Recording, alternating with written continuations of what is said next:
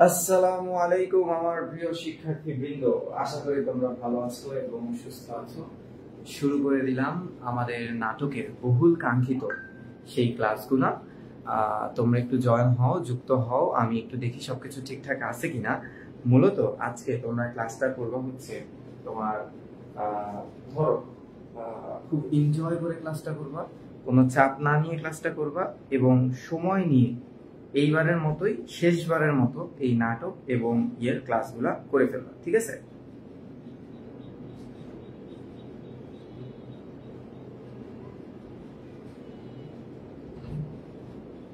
তোমরা আসো।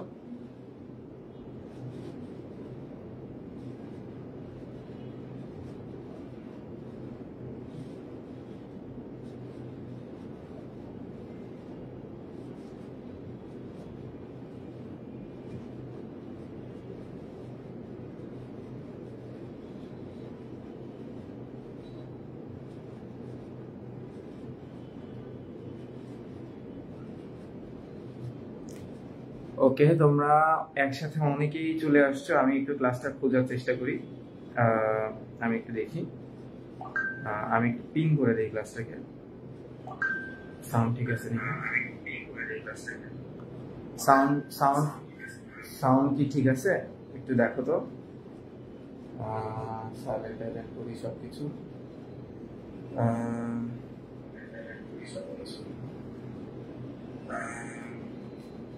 তোমরা সবাই এক এক করে যুক্ত হও। ক্লাসটা কিন্তু একটু লং হবে, 2 ঘন্টা মতো ক্লাস হবে। স্বাভাবিকভাবে একটা নাটকের 3টা দৃশ্য আমরা পড়ব।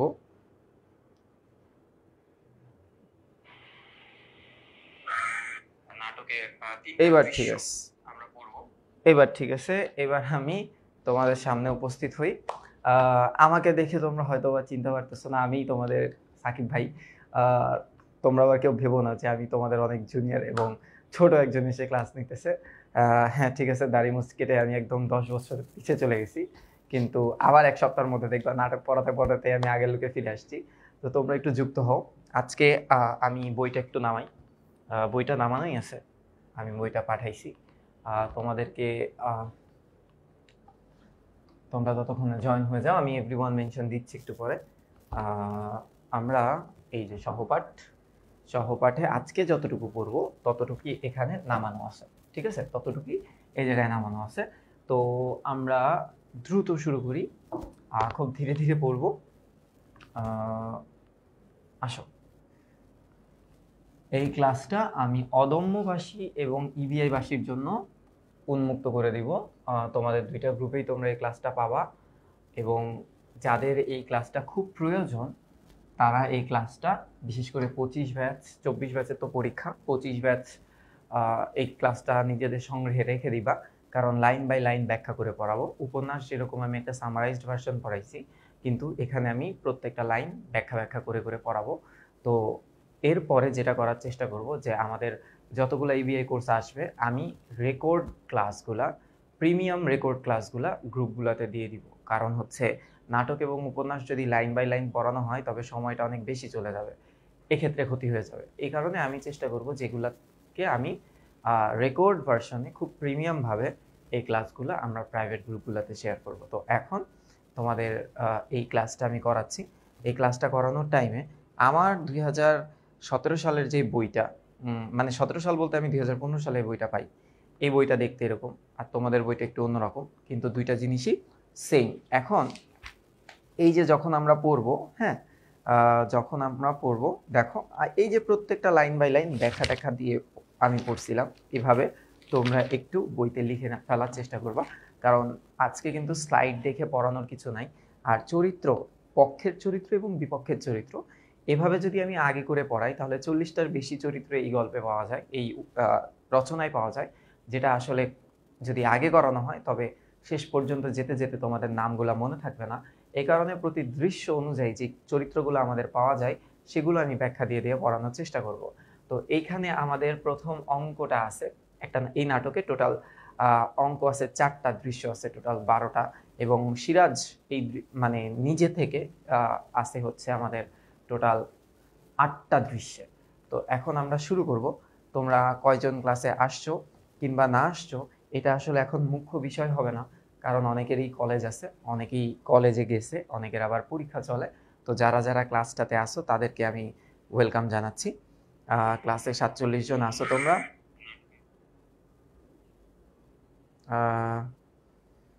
তোমরা আসো।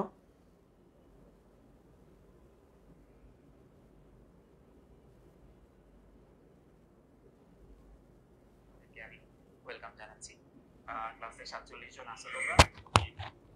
মাইক্রোফোনের প্রবলেম হচ্ছে, দেখো তো। তোমরা আসো। না ঠিক আছে তো।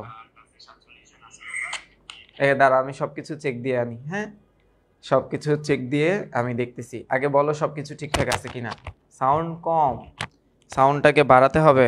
আচ্ছা, আমি সাউন্ডটাকে বাড়ানোর চেষ্টা করতেছি।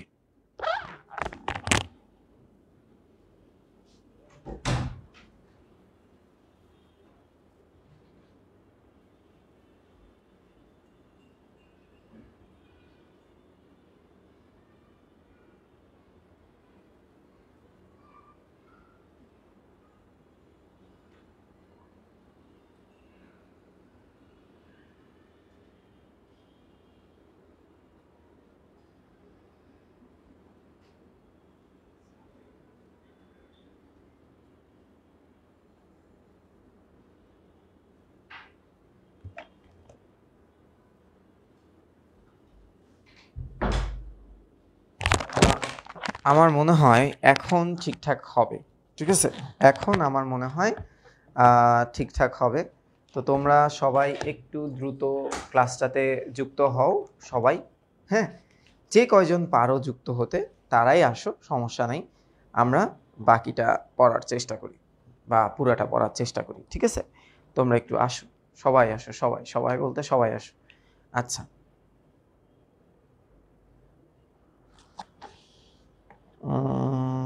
সবাই আসো। এখন ব্যাপারটা এরকম, দেখো আমি তোমাদেরকে যদি একটু বোঝানোর চেষ্টা করি। আমরা শুরু করি, আমাদের 5 মিনিট হয়ে গেছে। তো আসো। হুম, ঠিক আছে, ওকে ফাইন। লাইট থেকে শুরু করে আমাদের সব কিছু একদম ক্লিয়ার আছে। তো যে জিনিসটা আমরা আজকে করার চেষ্টা করব সেই জিনিসটা হচ্ছে, ক্লাসটার নাম দিচ্ছি হচ্ছে আমরা নাটকের দ্বিতীয় ক্লাস। কারণ প্রথম ক্লাসে আমি গঠন নিয়ে আলোচনা করছিলাম। সো নাটক, এই লাইন বাই লাইন পড়ার, লাইন বাই বাই লাইন। হ্যাঁ, এই এই শিরোনামে আমি এটাকে দিচ্ছি যে প্রথম ক্লাস। আচ্ছা, এই প্রথম ক্লাস আমরা 3টা দৃশ্য আমরা কি করব, আমরা প্রথম অঙ্কের প্রথম অঙ্কের প্রথম অঙ্কের প্রথম 3টা দৃশ্য, প্রথম 3টা দৃশ্য আমরা পড়ার চেষ্টা করব। ঠিক আছে, পড়ার চেষ্টা করব। সো এটা কিন্তু অনেক বড় একটা জিনিস। এখন লাইন বাই লাইন যখন আমি তোমাদেরকে বোঝাবো তখনই আমরা চরিত্রগুলা পড়ার চেষ্টা করব। আর চরিত্র সম্পর্কিত আমার সাজেশন এবং শিট তোমরা তোমাদের পিডিএফ যেখানে দেওয়া হয় সেখানে পেয়ে যাবা। তো এই যে চরিত্রের জন্য আজকে শুধুমাত্র বইয়ের রেফারেন্স ধরছি, চরিত্রের জন্য শুধুমাত্র বই এর রেফারেন্স নিচ্ছি। ঠিক আছে, রেফারেন্স নিচ্ছি। আচ্ছা, আজকে কোনো ধরনের ইতিহাস পড়ানো হবে না, কোনো ধরনের ইতিহাস পড়ানো হবে না। ধাপে ধাপে ধাপে ধাপে আমরা শেখার চেষ্টা করব। একটু খেয়াল করো, এই যে প্রথম অঙ্কটা, হ্যাঁ আমি কিন্তু পড়ানো শুরু করে দিলাম। দেখো কি কি পড়তে হবে না হবে আমি এখান থেকে তাকানো শুরু করতেছি। প্রথম অঙ্ক, দেখো, যবনিকা উত্তোলনের অব্যাহতিপূর্ব আবহ সঙ্গীতের পটভূমিতে নেপথ্য ঘোষণা। যেহেতু একটা নাটক, এটা হচ্ছে পর্দা উন্মোচন। নর্মালি তোমরা যারা জানো যে স্টেজে যখন নাটক দেওয়া হয়, মঞ্চ নাটক যেগুলাকে বলি, তো মঞ্চ নাটকের সামনে যখন দর্শকেরা বসে থাকে, স্টেজের উপর একটা পর্দা টাঙানো থাকে। সেই পর্দার এই সামনে থাকে হচ্ছে তোমার দর্শক, এবং পেছনে থাকে অভিনয় শিল্পী যারা আছে, তারা তাদের প্লেস নিয়ে থাকে, রেডি হয়ে থাকে। তো নাটকটা যখন শুরু হচ্ছে, যেহেতু এটা একটা নাটক বা ড্রামা, তোমরা, আমি কিন্তু অনেক ধীরে ধীরে ভালো মতো পড়াবো, হ্যাঁ 2 ঘন্টা ব্যাপী। যেহেতু এটা নাটক বা ড্রামা, যেটাকে আমরা বলি হচ্ছে সমাজের দর্পণ, সমাজের কি বলি, সমাজের দর্পণ বলি বা মিরর অফ সোসাইটি বলি। এইটা দর্শক একসঙ্গে দেখতেও পারে, শুনতেও পারে।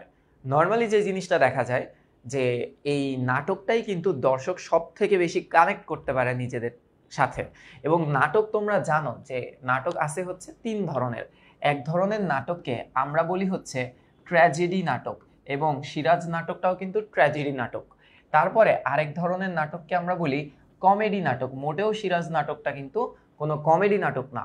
এবং আরেকটা নাটককে আমরা বলি ফার্স বা প্রহসন, ফার্স বা প্রহসন, যেটা হচ্ছে ব্যঙ্গাত্মক নাটক। মোটেও সিরাজ নাটকটা ব্যঙ্গাত্মক কোনো নাটক নয়। এবার একটু খেয়াল করো, একজন বলছিলা যে আমার শরীর খারাপ কিনা, না অ্যাকচুয়ালি আমার নানি মারা গেছে আজকে। তো তোমাদের সাথে আমার কমিটমেন্ট থাকা বিধায় আমি এখন পর্যন্ত সেখানে যেতে পারি নাই। আম্মুকে পাঠাইছি, বাসার লোকজনকে পাঠাইছি, তো মনটা একটু ভালো না, ঠিক আছে? তো এই কারণে, তাছাড়া কিছু না। এই কমিটমেন্ট রক্ষা জিনিসটা আসলে খুবই মারাত্মক একটা জিনিস, এটা না রাখতে পারাটা আসলে খুব কষ্টের। এবার একটা জিনিসে আসো, নর্মালি একটা ঘোষণাপত্র দিচ্ছে, ধরো যে নাটকটা যখন পরিবেশনে হবে, তখন একজন এসে নাটকের এই কিছু কথা বলে যাবে আমাদের উদ্দেশ্যে বা দর্শকদের উদ্দেশ্যে। এমন কথার মধ্যে এই ঘোষণাটা কি, এক স্বাধীন বাংলা থেকে আরেক স্বাধীন বাংলায় আসতে বহু দুর্যোগের পথ আমরা পাড়ি দিয়েছি, স্বাভাবিক। বহু লাঞ্ছনা মানে অপমান, লাঞ্ছনা কথাটার অর্থ হচ্ছে অপমান যখন চরম পর্যায়ে চলে যায়, অপমান, বহু পীড়ন, ব্যথা, গ্লানি আমরা সহ্য করেছি। দুই স্বাধীন বাংলার ভেতরে আমাদের সম্পর্ক তাই অত্যন্ত গভীর। আগে আমরা বাংলা বলতে, এটা আমি নতুন কারিকুলামের ক্লাসে এই সাধারণ জ্ঞানটা দিছিলাম, যে আগে বাংলা বলতে বাংলা, বিহার, উড়িষ্যা এবং আসাম, বাংলা, বিহার, উড়িষ্যা এবং আসাম, এই পুরা ভূখণ্ডটাকে ধরা হতো। কোনটা? এই যে দেখো আমি তোমাদেরকে বলতেছি, বাংলা, বাংলা, বিহার, এই যে বিহার এবং উড়িষ্যা, উড়িষ্যা, এর সাথে আসামকেও কিন্তু বাংলার অন্তর্গত ধরা হতো। আসাম এটাকেও কিন্তু বাংলার অন্তর্গত ধরা হতো। কিন্তু আমরা জানি যে ব্রিটিশরা আসলে প্রশাসনিক কাজের জন্য এই অঞ্চলটাকে অনেক বড় বানায় ফেলছিল, যার কারণে তাদের অনেক প্রবলেম ফেস করতে হতো। তো 1905 সালে তোমরা সবাই জানো যে তারা বঙ্গভঙ্গ, বঙ্গভঙ্গ বলে একটা, তোমরা এই টার্মের সাথে পরিচিত। এবং 1911 সালে কিন্তু বঙ্গভঙ্গটাকে রদ করে দেওয়া হয়, মানে খুব আলোচনার সম্মুখে। এবার কি হয়েছে দেখো। আচ্ছা, আজ এই গভীর দিনের প্রান্তে দাঁড়িয়ে বিস্তৃত অতীতের দিকে, পানি মিন্স হচ্ছে দিকে, তোমরা জানো, দিকে দৃষ্টি ফেরালে বাংলার শেষ সূর্যলোকিত দিনের সীমান্ত রেখায় আমরা দেখতে পাই নবাব সিরাজউদ্দৌলাকে, যে স্বাধীনভাবে সেই ছিল। নবাব সিরাজের দুর্বহ বা ভয়াবহ জীবনের মর্মন্তদ কাহিনী, মানে মর্মাহত কাহিনী আমরা স্মরণ করি গভীর বেদনায়, গভীর সহানুভূতিতে। সে কাহিনী আমাদের ঐতিহ্য। আজ তাই অতীতের একাত্ম হবার জন্য আমরা বিস্মৃতির যবনিকা বা পর্দা উত্তোলন করছি। মানে এইটা হচ্ছে তোমার সম্মান প্রদর্শন করা হলো। এই ব্যাপারটা এই ঘোষণাপত্রে সিরাজের প্রতি সম্মান প্রদর্শন করার মাধ্যমে একটা নাটক মঞ্চস্থিত হবে। সম্মান প্রদর্শন, হ্যাঁ, প্রদর্শনের মাধ্যমে আমাদের নাটকের পর্দা উন্মোচন হলো। এখন আমরা নাটকটা শুরু করতেছি, ঠিক আছে? এখন আমরা নাটকটা শুরু করতেছি। এটা হচ্ছে প্রথম দৃশ্য। এটা কি? এটা হচ্ছে প্রথম দৃশ্য। যে দৃশ্যটা হওয়ার পর আবার পর্দা নেমে যাবে, আবার নতুন করে সেট সাজানো হবে, আবার নতুন করে পারফর্ম করা হবে। তো প্রথম যে দৃশ্যটা দেখো, ওরা কিন্তু ফার্সি ভাষায় কথা বলতো। নবাব, নবাব সিরাজ, নবাব পরিবার, হ্যাঁ, পরিবার, তারা কিন্তু ফার্সি ভাষায় কথা বলতো, ফার্সি ভাষায়। তাহলে এখানে কিন্তু বাংলা ভাষায় মঞ্চস্থিত হচ্ছে। তো ফার্সি ভাষায় কথা বলতো, তৎকালীন মুসলিম সমাজটা ফার্সি এবং আরবি ভাষাকে বেশি প্রাধান্য দিত। ফার্সি মিন্স ইরানি ভাষা, ইরানি ভাষায় কথা বলতো। কিন্তু এই নাটকটা কিন্তু পুরাটাই বাংলায় রচিত। একটু খেয়াল করো, প্রথমে সময়টা কত, এটা একটু মনে রাখতে হবে। হ্যাঁ, এইটা তোমার মনে রাখাই লাগবে, মনে রাখা লাগবে। আচ্ছা, একটু মনে রেখো, এইচএসসিতে এখান থেকে প্রশ্ন হবে না, এই তারিখ সাল থেকে প্রশ্ন হবে না, এটা অ্যাডমিশন থেকে হবে। তাই এখানে আমি প্রেশার এখন কম দিচ্ছি। স্থানটা হচ্ছে ফোর্ট উইলিয়াম দুর্গ। ফোর্ট উইলিয়াম দুর্গ, এটা যদি তোমরা একটু খেয়াল করো,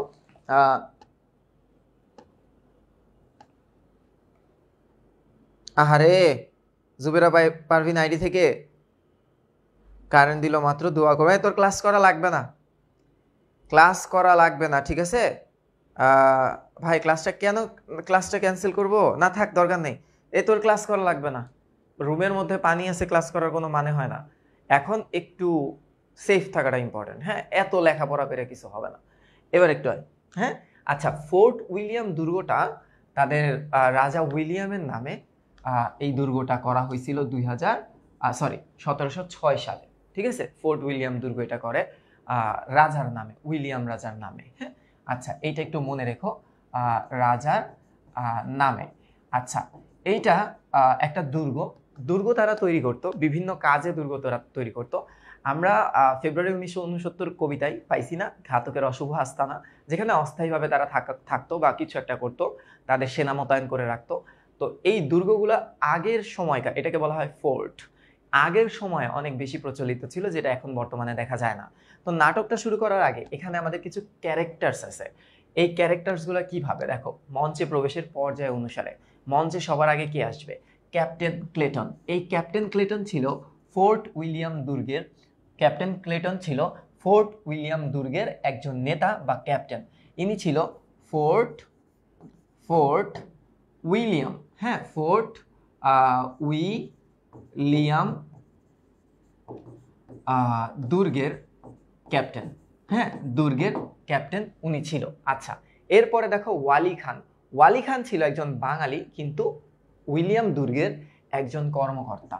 ইনি ছিল একজন কর্মচারী, হ্যাঁ, ইনি কর্মচারী ছিল, যে কিনা ফোর্ট উইলিয়াম দুর্গের কর্মচারী ছিল এবং টাকার জন্য এই কাজগুলা করে। জর্জ হচ্ছে এখানে একজন প্রহরী। জর্জ কি এখানে একজন প্রহরী, যে এসে একটা খবর দিবে। হলওয়েল হচ্ছে একজন সার্জন, একজন হচ্ছে সার্জন, যে ডাক্তার আর কি। আচ্ছা, উমিচাঁদ, এই মানে রচনায় উমিচাঁদ ক্যারেক্টারটা খুব ইন্টারেস্টিং। এখানে খুব ইন্টারেস্টিং একটা ক্যারেক্টার হচ্ছে উমিচাঁদ, ইন্টারেস্টিং ক্যারেক্টার।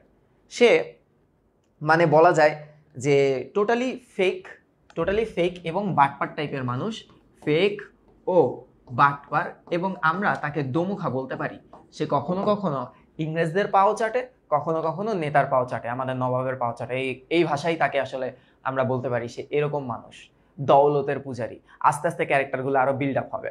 এরপর একটু দেখো মীর মর্দান, হ্যাঁ।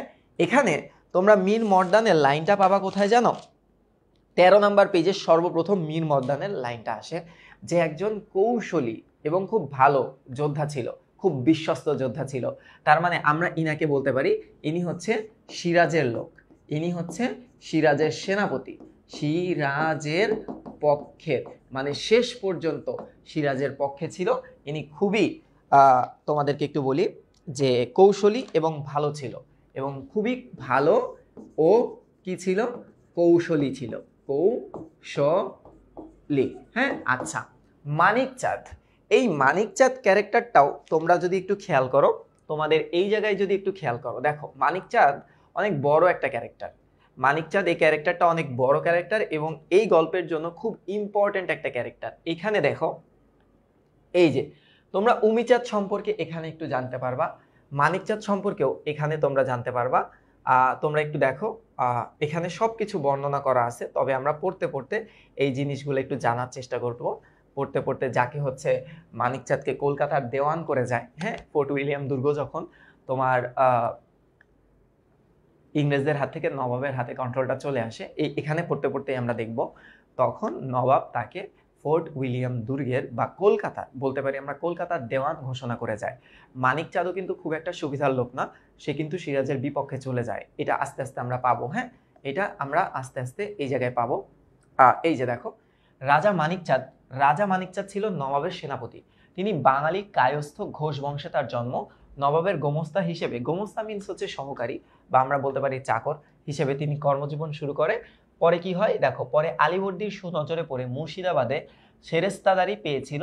1956 সালের জুন মাসে কলকাতা দখল করে নবাব কলকাতা শহরের আলীনগর নামকরণ করে, আর মানিকচাঁদকে করে কলকাতার গভর্নর।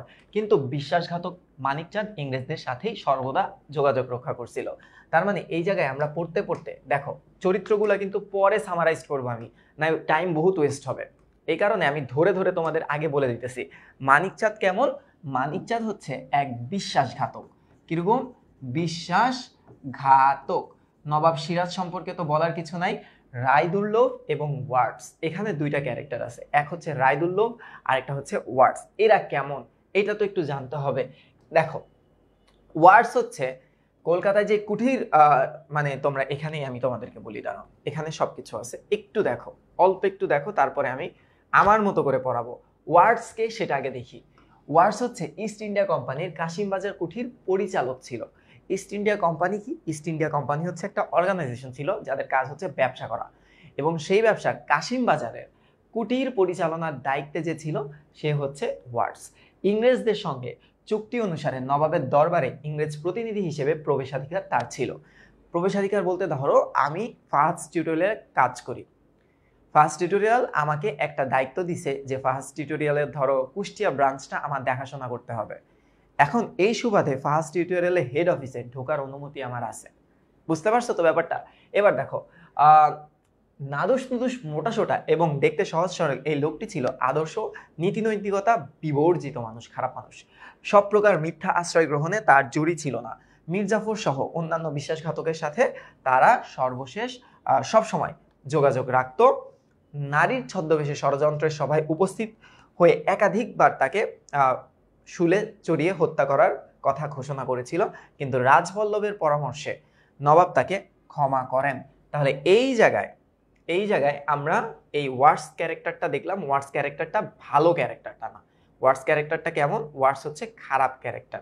ঠিক আছে, এতটুকু আমরা একটু এই গল্পের জন্য জেনে রাখার চেষ্টা করলাম। ঠিক আছে, এতটুকুই আপাতত জানো। এই যে রাজবল্লভ কে ছিল? রাজবল্লভ ছিল এতটুকু একটু দেখতে হবে। রাজা রাজবল্লভ বিক্রমপুরের বাঙালি বৈদ্য সম্প্রদায়ের লোক ছিল। সিরাজউদ্দৌলা স্বার্থপর, অর্থলোলুপ, বিশ্বাসঘাতক, অমত্তাদের মানে বিশেষ কিছু মানুষদের মধ্যে তিনি অন্যতম ছিল। রাজবল্লভ ঢাকার নৌবাহিনীর কেরানির কাজ করত। পরে ঢাকার গভর্নর ঘসটি বেগমের স্বামী নোয়াজিস খাঁর পেশকারের দায়িত্ব পালন করে। এই ব্যাপারটা অনেকটা এরকম যে ধরো এমপির পিএসএরা অনেক কোটিপতি হয়, সম্পত্তিশালী হয়, কারণ এমপির উপর আশ্রয় করে সে চলতেছে। দেখো ফলে খুব স্বাভাবিকভাবে ঘসেটি বেগমের সাথে তার সখ্য বা ফ্রেন্ডশিপের সম্পর্কটা তৈরি হয়। তিনি নবাব এর বিরুদ্ধে ষড়যন্ত্রে লিপ্ত হন। আচ্ছা, এই সময় গভর্নর নোয়াজিস খাঁর শাসন ব্যবস্থার দুর্বলতার সুযোগে রাজা রাজবল্লভ অর্থবিত্তের অধিকারী হয়। এই সংবাদ জেনে সিরাজ মুর্শিদাবাদ থেকে তাকে বন্দি করে ফেলে। মুর্শিদাবাদে সিরাজ থাকতো, সেখান থেকে তাকে বন্দি করে, রাজবন্দি করে ফেলে। কিন্তু আলীবর্দী খাঁর নির্দেশে রাজবল্লভ মুক্তি পান। রাজবল্লভের অবৈধ সম্পত্তি বাজেয়াপ্ত করার জন্য সিরাজ ঢাকায় লোক পাঠান, কিন্তু অতি ধুরন্ধর রাজবল্লভ তার পুত্র কৃষ্ণদাস বল্লভ বা কৃষ্ণবল্লভ আর মাধ্যমে নৌকা ভর্তি টাকা কড়ি ও স্বর্ণালঙ্কার কলকাতায় পাঠিয়ে দেয়। কৃষ্ণদাস তীর্থযাত্রার নাম করে পুরী যাওয়ার পরিবর্তে কলকাতার রজার ড্রেক, ফোর্ট উইলিয়াম দুর্গের রজার ড্রেক হচ্ছে তোমার কলকাতার গভর্নর ছিল, ইংরেজদের পক্ষে গভর্নর ছিল। তাকে পরে সরে যেতে দেখি আমরা। পরে ক্লাইভ আসে, লর্ড ক্লাইভ, এবং অন্তর্বর্তীকালের জন্য হলওয়েল এই দায়িত্বটা পালন করে, একটু পরে আমরা পাবো। দুর্গে গিয়ে আশ্রয় নেয়। নবাব ড্রেককে চিঠি লেখে যে কৃষ্ণদাসকে মুক্ত করে দাও, আমাদের কাছে পাঠায় দাও, বাট সে পাঠায় না। এই কারণেও নবাব কিন্তু অনেক ক্ষেপে যায়। তো আপাতত এই কয়টা ক্যারেক্টার আমরা পড়বো। লাস্টলি আমাদের আসে হচ্ছে রায়দুর্লভ। নবাব আলীবর্দীর বিশ্বস্ত অমত্তা রাজা জানকিরামের ছেলে ছিল রায়দুর্লভ। রায়দুর্লভ ছিল উড়িষ্যার পেশকার এবং পরে দেওয়ানি লাভ করে। রাঘুজি ভৌশলা উড়িষ্যা আক্রমণ করে রায়দুর্লভকে কি করে? বন্দি করে। 3 লক্ষ টাকা, তখনকার 3 লক্ষ টাকা জরিমানা দিয়ে তিনি মুর্শিদাবাদে চলে আসে এবং রাজা রামনারায়ণের মুৎসুদ্দি পদে নিয়োজিত হয়। তিনি নবাব আলীবর্দীর আনুকূল্য লাভ করেন, কিন্তু সিরাজের সাথে তার সম্পর্কটা ভালো ছিল না, যার কারণে তারা অ্যাকচুয়ালি প্রমোশন হয় না। তো এই কয়টা ক্যারেক্টার এই জায়গায় বা আমাদের প্রথম 3টা দৃশ্যের জন্য অনেক বেশি ইম্পর্টেন্ট। তো আমি প্রথম 3টা দৃশ্যের জন্য তোমাদেরকে একটু বলবো যে এই রায়দুর্লভের সাথে একটু মনে রাখবা যে নবাবের সাথে সম্পর্কটা ভালো না, নবাবের সাথে সম্পর্ক ওরকম ভালো না, সম্পর্ক ভালো না। আর ওয়ার্ডস কে ছিল? এই ওয়ার্ডস ক্যারেক্টার হচ্ছে কুঠির পরিচালক ছিল, ঠিক আছে। আচ্ছা, এবং নবাবের মহলে প্রবেশাধিকার ছিল। পরিচালক, আচ্ছা, পরিচালক। এইবার আসো, তোমরা বলো তোমরা রেডি নাকি পড়ার জন্য?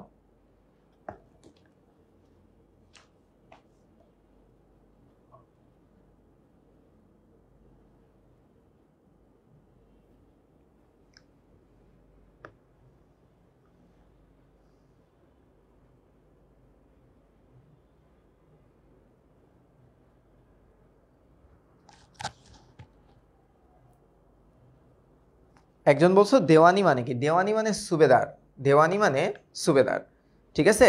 আচ্ছা, এইবার একটু আসো, দেওয়ান মানে হচ্ছে সুবেদার বা একটা জায়গাকার টোটাল ক্ষমতা, মানে যে ধরো একটা, আমি তোমাকে নর্মালি বুঝি, দেওয়ানি মানে যে মামলা মোকদ্দমা মিটমাট করতে পারে। তো নবাব যদি আমাকে বলে সাকিব তুমি মিরপুরের দেওয়ান, অর্থাৎ তোমার হাতে মিরপুর ন্যস্ত করে আমি গেলাম, মিরপুরে যত ঝামেলা টামেলা থাকবে তুমি এগুলো মিটমাট করবা, মানে একটা দায়িত্ব, হ্যাঁ, একটা বড়, একটা বলতে পারো রাজ দায়িত্ব। এখন আমরা শুরু করতেছি। দেখো, এই শুরু করার প্রেক্ষাপটটা আমি তোমাদেরকে বলি।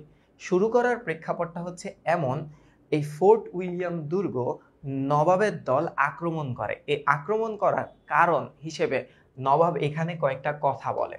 কি কি কথা বলে? যে কেন আজকে আমরা আক্রমণ করতেছি, ঠিক আছে, কেন আক্রমণ করতেছি ব্যাপারটা একটু খেয়াল করতে হবে তোমাদের। যে নবাব যখন, একটু খেয়াল করো, এখানে কিন্তু লেখা আছে, হ্যাঁ, এখানে কিন্তু লেখা আছে, দেখো লেখাটা কি, যে কই গেল, এই যে কেন নবাব আক্রমণ করছে এই ফোর্ট উইলিয়াম দুর্গটা, এটার কারণ হিসেবে নবাব বলছে শুধু আত্মরক্ষার জন্যই কাশিমবাজার কুঠিতে তোমরা গোপনে অস্ত্র আমদানি করছিলা। হ্যাঁ, নবাব কিন্তু জেনে গেছে যে কাশিমবাজার কুঠিরে ওরা ব্যবসার নামে সাধারণ মানুষের মধ্যে অস্ত্র আমদানি করতেছিল তারা, তাই খবর পেয়ে আমরা কাশিমবাজার কুঠি জ্বালিয়ে দিয়েছি। তো নবাব এই কাহিনীর জন্য তাদেরকে কিন্তু ধরে ফেলছে বা অ্যাটাক করছে। আরো তিনি বলে যে কাশিমবাজারে তোমরা গোলাগুলি আমদানি করতেছো। গোলাগুলি মানে কি জানো? কামানের ভিতরে যে গোলা বা যে সামগ্রীগুলা দেয় না, যুদ্ধ সামগ্রী, সেগুলা আমদানি করতেছে। কলকাতার আশেপাশে গ্রামের পর গ্রাম তারা নিজেদের দখলে নিয়ে ফেলছে, এটাও নবাব জেনে গেছে। দুর্গ সংস্কার করছে। নবাব বলছিল এখানে দুর্গটা বানানো যাবে না, তারা আবার দুর্গটাকে ভালো মতো বিল্ড আপ করছে। সামরিক শক্তি তারা বৃদ্ধি করছে, তারা দেশে ব্যবসা করতে আসছে, তারা আবার সামরিক শক্তি কেন বৃদ্ধি করবে, কি দরকার? এরপর বলতেছে আমার নিষেধ অগ্রাহ্য করে কৃষ্ণ বল্লভকে তোমরা আশ্রয় দিয়েছো। কারণ রজার ড্রেককে সে চিঠি লিখছিল না, যে হচ্ছে রায়বল্লভ, রাজা রাজবল্লভের যে ছেলে কৃষ্ণদাস বল্লভ, তাকে ছেড়ে দিতে হবে, কিন্তু উপেক্ষা করছে, কৃষ্ণদাস বল্লভকে সে ছেড়ে দেয়নি। তোমরা আশ্রয় দিয়েছো, বাংলার মসনদে বসবার পর আমাকে তোমরা নজরানা পর্যন্ত দাও নাই, অর্থাৎ আমাকে তোমরা পাত্তা পর্যন্ত দাও নাই। হ্যাঁ, আমি যে একজন নবাব, তোমরা আমাকে সেই পাত্তাটা পর্যন্ত দাও নাই। তোমরা কি ভেবেছো এইসব আমি সহ্য করব? মানে এই কারণগুলোর কারণে নবাব ফোর্ট উইলিয়াম দুর্গ অ্যাটাক করে। এইবার হয়তোবা তোমরা ব্যাপারটা বুঝতে পারছো। এইবার তোমাদেরকে আরেকটা ব্যাপার আমি তোমাদেরকে বুঝাতে চাই, যে what is the meaning of রাজা, নবাব অ্যান্ড তোমার হচ্ছে বাদশাহ, এখানে একটু বলি। হ্যাঁ, আচ্ছা, সম্রাট, সম্রাট এবং বাদশাহ, বাদশাহ এইটা বাদশাহ এইটা মূলত একই শব্দ। হ্যাঁ, কিভাবে মূলত একই শব্দ? দেখো, সম্রাট শব্দটা হচ্ছে তোমার একটা তৎসম শব্দ, তৎসম শব্দ।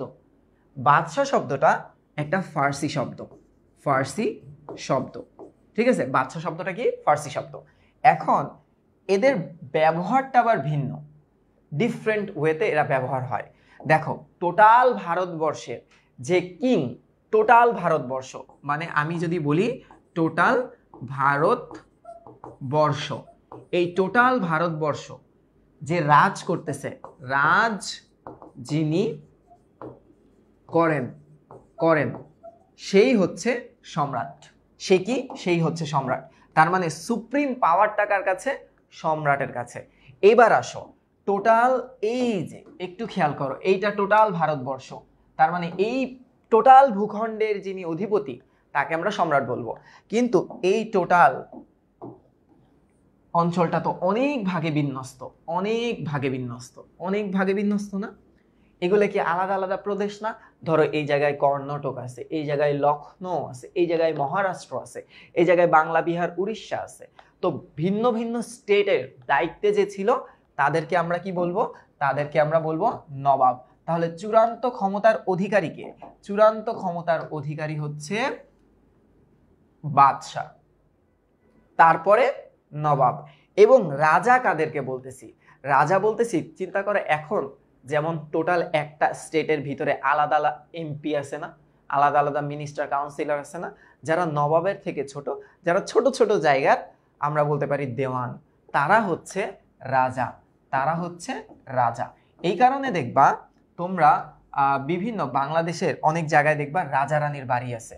এখন তোমার মনে হতে পারে বাংলাদেশের রাজা আছে, বাংলাদেশের রাজার পাওয়ার কতটুকু ছিল? সে কি বাদশা আকবরের মতো পাওয়ারফুল ছিল? দেখে তোমাদের ঘর বাড়ি দেখে মনে হবে এটা তো নর্মাল বাড়ি। এটা অ্যাকচুয়ালি রাজা হচ্ছে জমিদার টাইপ মানুষ ছিল তখনকার। তো এই নামগুলো একটু মনে রাখতে হবে যে চূড়ান্ত ক্ষমতার অধিকারী হচ্ছে বাদশাহ, যেমন বাদশাহ আকবর, হ্যাঁ। আর তারপর হচ্ছে নবাব, যেমন নবাব সিরাজউদ্দৌলা, নবাব আলীবর্দী খাঁ। আর রাজা হচ্ছে এই যে ধরো এই যে মানিক চাঁদ, এই টাইপ মানুষগুলো হচ্ছে রাজা। তাহলে এখন আমরা কাহিনীটা বলতেছি। বাদশা আর সম্রাট সেম, বাদশা আর সম্রাট সেম, ঠিক আছে? এখানে এই জিনিসটা একটু মনে রেখো, নবাব তো বাংলা, আর রাজা শব্দটা কিন্তু একটা তদ্ভব শব্দ, তদ্ভব শব্দ। মূলত সব সেম, সব সেম, অর্থগত দিক থেকে সব সেম, কিন্তু ব্যবহারিক দিক থেকে, পাওয়ারের দিক থেকে এই তিনটার একটু ভিন্ন আছে, ভিন্নতা আছে। তো শুরু করতেছি, দেখো শুরুটা এভাবে হচ্ছে, ভালো মতো খেয়াল করো, অনেক পড়তে হবে, হ্যাঁ অনেক পড়তে হবে। ক্লেটন, ক্লেটন কে ছিল? তোমরা জানো যে ক্লেটন হচ্ছে ফোর্ট উইলিয়াম দুর্গের ক্যাপ্টেন ছিল, দুর্গের ক্যাপ্টেন। সো ফোর্ট উইলিয়াম দুর্গের ক্যাপ্টেন, সে অবশ্যই সিরাজের বিপক্ষ দলের, সে অবশ্যই সিরাজের বিপক্ষ দলের। সে কি হচ্ছে? নবাব সেনারা আক্রমণ করছে, সে ক্যাপ্টেন হিসেবে সামনে থেকে নেতৃত্ব দেওয়ার জন্য সবাইকে অনুপ্রেরণা দিচ্ছে। কিভাবে? দেখো, প্রাণপণে যুদ্ধ করো সাহসী ব্রিটিশ সৈনিক। যখন পাওয়ার হয়ে যায় সে তখন আর ফিল্ড লেভেলে থাকে না, সে দূর থেকে বলতেছে সবাই যুদ্ধ করো, সবাই যুদ্ধ করো। অর্থাৎ এই জায়গায় ইন্সপায়ার করার চেষ্টা করতেছে, ইন্সপায়ার করার চেষ্টা করতেছে। যুদ্ধে জয়লাভ করো অথবা মৃত্যুবরণ করো, যে তুমি হয় ডু অর ডাই, হয় ডু অর ডাই, তোমরা হয় যুদ্ধ করো, যুদ্ধে জয়লাভ করো, নাই শহীদের মৃত্যুবরণ করো, এখানে তোমাদের কোনো লস নাই, ঠিক আছে? এই আমাদের প্রতিজ্ঞা যে আমরা এটাই চাই, victory or death, victory or death, হয় জয় নাই মৃত্যু, হয় জয় নাই মৃত্যু। এবার বলতেছে গোলাগুলির শব্দ প্রবল হয়ে উঠলো, মানে অ্যাটাকটা খুব তীব্র অ্যাটাক। অ্যাটাকটা কেমন ছিল? এই অ্যাটাকটা ডেঞ্জারাস ছিল, অনেক বেশি, হ্যাঁ অনেক ছিল। আর মনে রেখো এই জায়গায় বাঙালিদের, বাঙালিদের অবস্থা ভালো, বাঙালিদের অবস্থা ভালো, এবং ইংরেজরা পুরা নাজেহাল হয়ে গেছে। ইংরেজরা কিরকম হয়ে গেছে? টোটালি নাজেহাল হয়ে গেছে, ঠিক আছে? আচ্ছা, ক্যাপ্টেন ক্লেটন একজন বাঙালি গোলন্দাজের দিকে এগিয়ে গেল। ধরো গোলন্দাজ মানে কি? গুলি যারা ছুটতেছে তার দিকে এগিয়ে গেছে। এগিয়ে যায় কি বলতেছে? ক্লেটন তোমরাও প্রাণপণে যুদ্ধ করো বাঙালি বীর, বিপদ আসন্ন দেখে কাপুরুষের মতো হাল ছেড়ে দিও না, যুদ্ধ করো, প্রাণপণে যুদ্ধ করো, ভিক্টরি অর ডেথ। এই জিনিসটা অনেকটা ওই যে আমরা ক্রিকেট খেলার টাইমে যে স্লেজিং করি না, এই জিনিসটা অনেকটা স্লেজিং এর মতো, স্লেজিং এর মতো। যে দেখো বিরাট কোহলি ভালো খেলতেছে, 200 রান হয়ে গেছে, বিরাট কোহলির যদি পিছন থেকে লিটন দাস কয় হে বেটা হের পায়ে ফুট মুভমেন্টই ভালো না, এ কি খেলতেছে, কিন্তু 200 রান হয়ে গেছে, এইরকম একটা স্লেজিং সিচুয়েশনে আছে। এবার কি বলতেছে দেখো, হাল ছেড়ে দিও না, যুদ্ধ করো, প্রাণপণে যুদ্ধ করো, ভিক্টরি অর ডেথ। সবাইকেই সে এই ধরনের কথা বলতেছে।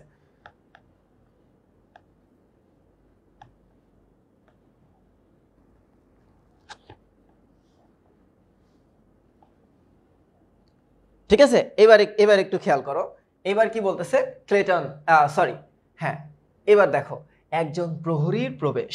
এই প্রহরীটা কে একটু খেয়াল করি, ওয়ালি খান। ওয়ালি খান কে? ওয়ালি খান হচ্ছে সেই ফোর্ট উইলিয়াম দুর্গের বাঙালি একজন কর্মচারী, একজন কি কর্মচারী। সে এসে বলতেছে যুদ্ধ বন্ধ করার আদেশ দিন captain Clayton, please stop it. Captain Clayton, নবাব দুর্গের, নবাব সৈন্য দুর্গের কাছাকাছি চলে এসেছে। ক্লেটন বলতেছে না না এটা হতে পারে না। এই কথাটা কেন বলছে? সে টেনশনে পড়ে গেছে। সে টেনশনে পড়ে গেছে যে নবাব সৈন্য হয়তো বা তাদেরকে মেরে ফেলবে, ঠিক আছে, তাদেরকে মেরে ফেলবে। এখন ওয়ালি খান বলতেছে এখনই যুদ্ধ বন্ধ করুন, নবাব সৈন্যের কাছে আত্মসমর্পণ না করলে দুর্গের একটি প্রাণীও তারা রেহাই দিবে না। কারণ কি? তারা অনেক রেগে আছে। নবাব অনেক বেশি রেগে আছে, অনেক বেশি রেগে আছে, ঠিক আছে, অনেক বেশি রেগে আছে। আচ্ছা, ক্লেটন বলতে চুপ বেঈমান, কাপুরুষ বাঙালির কাছে যুদ্ধ বন্ধ হবে না। মানে এখনো তারা হার মানতে নারাজ, হার মানতে নারাজ, ঠিক আছে। এবার কি বলতেছে দেখো, ওয়ালি খান বলতেছে ওসব কথা বলবেন না সাহেব, ইংরেজদের হয়ে যুদ্ধ করছি কোম্পানির টাকার জন্য। তার মানে ওয়ালি খান কাজ কেন করতেছে? ওয়ালি খান জাস্ট আর্ন করার জন্য করতেছে। হ্যাঁ, সে তো মনে প্রাণে বাঙালি, কিন্তু সে কাজ করতেছে, সিস্টেমের মধ্যে পড়ে গেছে। তা বলে বাঙালি কাপুরুষ নয়। যুদ্ধ বন্ধ করলে নবাব সৈন্য এক্ষুনি তার প্রমাণ দিবে যে যুদ্ধ যদি বন্ধ না করেন নবাব সৈন্য কি করবে? আমাদের সবাইকে হত্যা করে ফেলবে, হত্যা করে ফেলবে। তার আগেই আত্মসমর্পণ করেন, তাহলে কি হবে? তোমরা একটা চান্স পাবা ক্ষমা চাওয়ার। আচ্ছা, ওয়ালি খানকে চর মারার জন্য এগিয়ে গেল। মানে কে এগিয়ে গেল? এই ক্লেটন, ক্যাপ্টেন ক্লেটন এগিয়ে গেল চর মারার জন্য। ওই তোর মাইরেই নমু আজকে। এবার দেখো অপর একজন রক্ষী দ্রুত প্রবেশ, এর নাম হচ্ছে জর্জ। এর নাম কি? এর নাম হচ্ছে জর্জ। এখন জর্জ এসে একটা খবর দিবে তাদেরকে। কি দিবে? একটা খবর দিবে। কি খবর? দেখি কি অবস্থা। আচ্ছা, জর্জ বলতেছে ক্যাপ্টেন ক্লেটন, অধিনায়ক এনসাইন পিকার্ডের পতন হয়েছে। পতন হয়েছে মানে তাকে ক্যাপচার করা হয়েছে বা তাকে হত্যা করা হয়েছে। মানে এরাও কি? এরাও হচ্ছে আরেকটা যোদ্ধা। যোদ্ধা, অধিনায়ক মিন্স কাপ্তান, ক্যাপ্টেন, ঠিক আছে। আচ্ছা, পেরেন্স পয়েন্টের এটা হচ্ছে একটা প্লেস, এটা হচ্ছে একটা প্লেস, একটা দুর্গম প্লেস, একটা নিষিদ্ধ প্লেস। ছাউনি ছাড়খাড় করে দিয়েছে ভারী ভারী কামান দিয়ে। নবাবের সৈন্য দুর্গের দিকে এগিয়ে আসছে, মানে খুব কাছাকাছি চলে আসছে, খুব কাছাকাছি চলে আসছে। আচ্ছা, ক্লেটন বলতেছে কি করে তারা এখানে আসবার রাস্তা খুঁজে পেল? কারণ এইটা তো একটা দুর্গম রাস্তা। এটা কেমন রাস্তা? এটা একটা দুর্গম রাস্তা। এইখানে আসার রাস্তা চিনলো কিভাবে? এখানে তো আমরা খুব সেফ প্লেস বানায় রাখছি। এবার কি বলতেছে দেখো, ক্লেটন বলতেছে, সরি জর্জ বলতেছে উমিচাঁদের গুপ্তচর নবাব ছাউনিতে খবর পাঠিয়েছে। তাহলে উমিচাঁদ, এই লোকটা, এই উমিচাঁদ, এই কিন্তু সুবিধার না। এই লোকটা কি? মোটেও সুবিধার না। সে কিন্তু টোটালি দমুখা। যে টাকা দিবে তার জন্য কাজ করবে। কি? যে টাকা দিবে টাকার জন্য সব করতে পারবে, টাকার জন্য সব পারবে এই উমিচাঁদ, ঠিক আছে। আচ্ছা, এবার কি বলতেছে, নবাবের পদাতিক বাহিনী অর্থাৎ নবাবের আন্ডারে যারা কাজ করে সেই বাহিনী দমদমের সরু রাস্তা দিয়ে চলে এসেছে। আর গোলন্দাজ বাহিনী যারা কামান মারে বাহিনী শিয়ালদহের মারাঠা খাল পেরিয়ে বন্যা স্রোতের মতো ছুটে আসছে। অর্থাৎ তারা চারদিক থেকেই ক্যাপচার্ড হচ্ছে, চারদিক থেকেই ক্যাপচার্ড হচ্ছে। হ্যাঁ, ইংরেজদের অবস্থা খুবই খারাপ। ক্লেটন বাধা দেওয়ার কি কেউ নাই? ক্ষিপ্র স্বরে রেগে গেছে।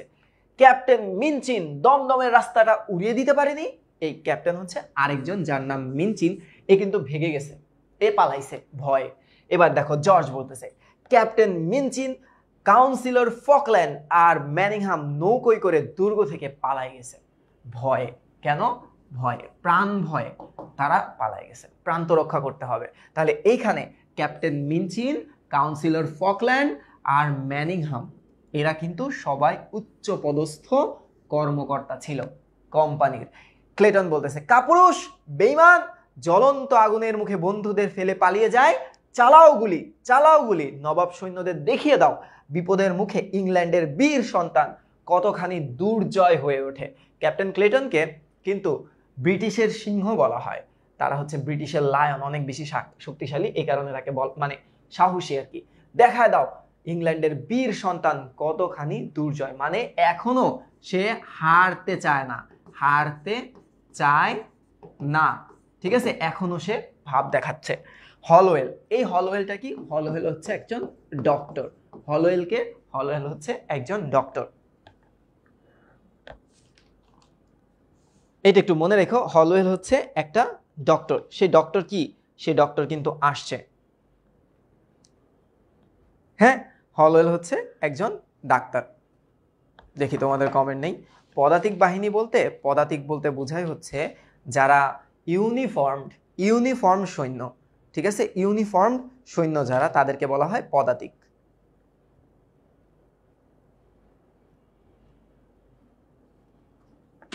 এবার একটু দেখো, এই যে ডক্টর হলওয়েল, এর বেতন ছিল কত জানো?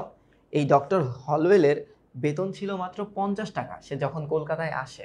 হ্যাঁ, সার্জন হলওয়েল, যাকে এখন হচ্ছে সবাই তো পালায় যাবে, ড্রেক গ্রুপ যখন পালায় যায়, এই হলওয়েল ফোর্ট উইলিয়াম দুর্গের গভর্নর হিসেবে আত্মপ্রকাশ করে, বা কলকাতার গভর্নর হিসেবে আত্মপ্রকাশ করে ইংল্যান্ডের পক্ষে। এখন একটু দেখো হলওয়েল কি বলতেছে। নতুন একজন আসছে, জন হলওয়েলের প্রবেশ এবং জর্জের প্রস্থান। চলে গেল। এখন গুলি চালিয়ে বিশেষ ফল হবে কি ক্যাপ্টেন ক্লেটন? সে এসে ভদ্র ভাষায় বলতেছে কি হবে এখন। ক্লেটন বলতেছে যুদ্ধ করতে করতে প্রাণ দেওয়া ছাড়া আর উপায় কি সার্জন হলওয়েল। এই সার্জন বলতেই তোমরা যে কবির সিংকে বুঝো, ঠিক আছে? কবির সিং না কিন্তু, এটা কিন্তু হচ্ছে আমাদের হলওয়েল।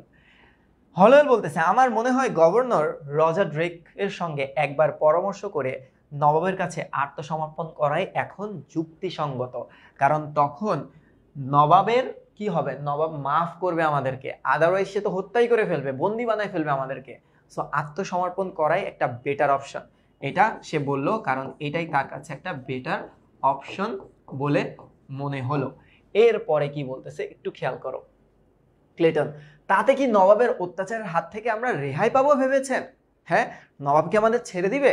হলওয়েল বলতেছে তবু কিছুটা আশা তো করা যায়, কিন্তু যুদ্ধ টিকে থাকার আর কি কোনো উপায় আছে? আমাদের কাছে আর যুদ্ধে টিকে থাকার কোনো রসদ নাই, রসদ নেই, যে আমাদের কাছে কোনো সামগ্রী নাই, আমরা যুদ্ধ চালাইতে পারবো না, না আছে সৈন্য, না আছে নেতৃত্ব প্রদান করার জন্য উচ্চ কর্মস্থ কিছু কর্মচারী, সবাই তো পালাই গেছে।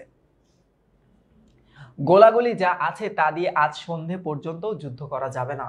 ডাচদের কাছে, ফরাসিদের কাছে আমরা সাহায্য চেয়েছিলাম। ডাচ বলতে নেদারল্যান্ড, ফরাসি বলতে ফ্রেঞ্চ।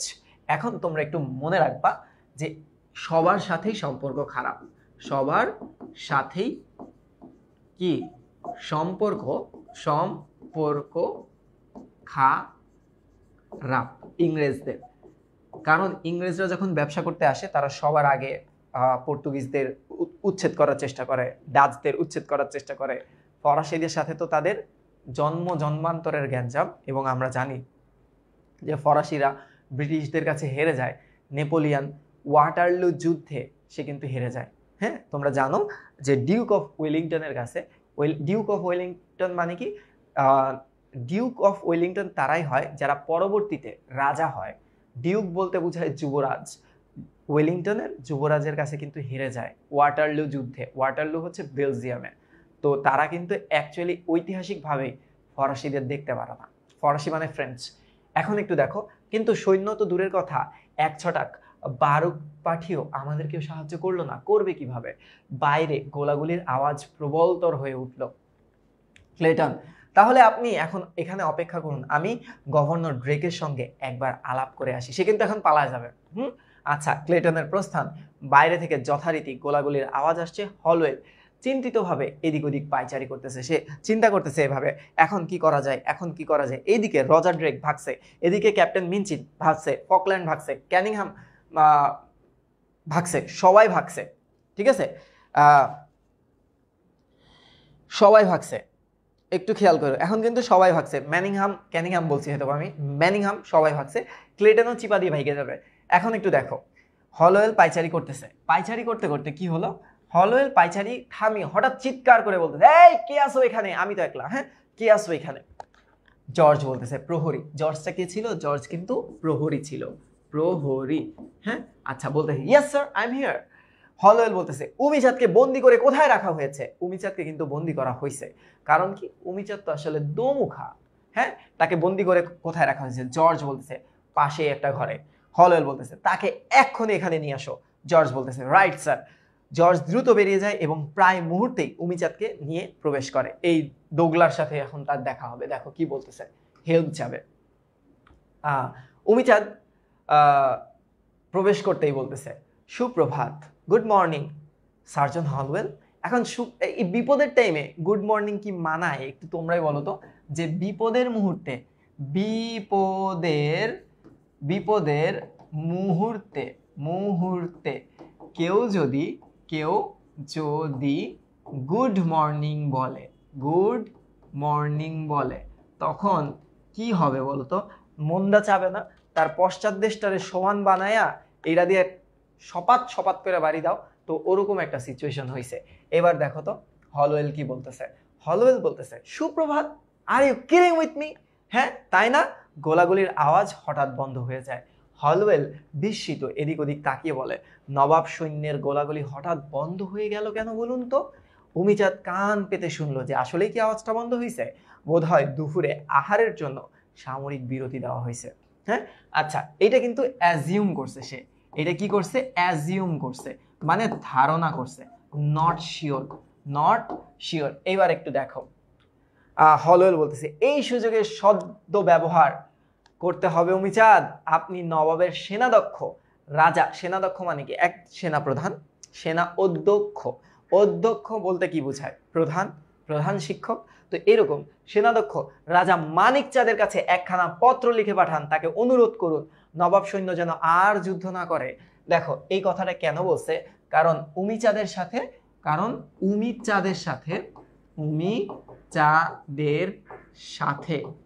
সাথে তার সুসম্পর্ক আছে, সুসম্পর্ক থাকায়, হ্যাঁ, যে আপনার তো নবাবের প্রধান একজনের সাথে খুব ভালো সম্পর্ক আছে, তাহলে আপনি একটা চিঠি পাঠান তার কাছে, তাহলে সে তো নবাবকে কান পরা দিতে পারবে। দেখো ক্লোজ মানুষরা, যেমন চিন্তা করো আমার কাছে কেউ যদি ফাহাদ স্যারের কাছে কোনো কথা নিয়ে যেতে না পারে, তখন মানুষ কি করে? আমাকে বা সানি ভাইকে বলে যে ভাই আপনার একটু স্যারকে বুঝায় বলেন।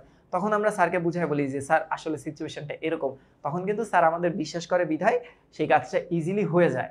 তো ঠিক এইভাবে এটার একটা খারাপ ব্যবহার করার চেষ্টা করা হইতেছে এই জায়গায়। দেখো তাকে অনুরোধ করুন নবাব সৈন্য যেন আর যুদ্ধ করতে না আসে। উমিচাঁদ বন্দির কাছে এ প্রার্থনা কেন হলওয়েল? মানে এইখানে কিন্তু একটা খোঁচা মারলো। কেন খোঁচা মারলো? যে আপনারা আমাকে বন্দি বানায় রাখছেন, এখন আমার থেকেই হেল্প চাচ্ছেন। আচ্ছা হলওয়েল কঠিন স্বরে আমি গভর্নর ড্রেকের ধ্বংস দেখতে চাই। এই বেটা আমার ধরছে কেন? এবার কি বলতেছে জর্জ বলতেছে সার্জন হলওয়েল, গভর্নর ড্রেক আর ক্যাপ্টেন ক্লেটন নৌকা করে পালিয়ে গেছে। দেখো এখন কিন্তু আর ফোর্ট উইলিয়াম দুর্গে কেউ নাই, এখন কিন্তু এই হলওয়েলই দুর্গের প্রধান।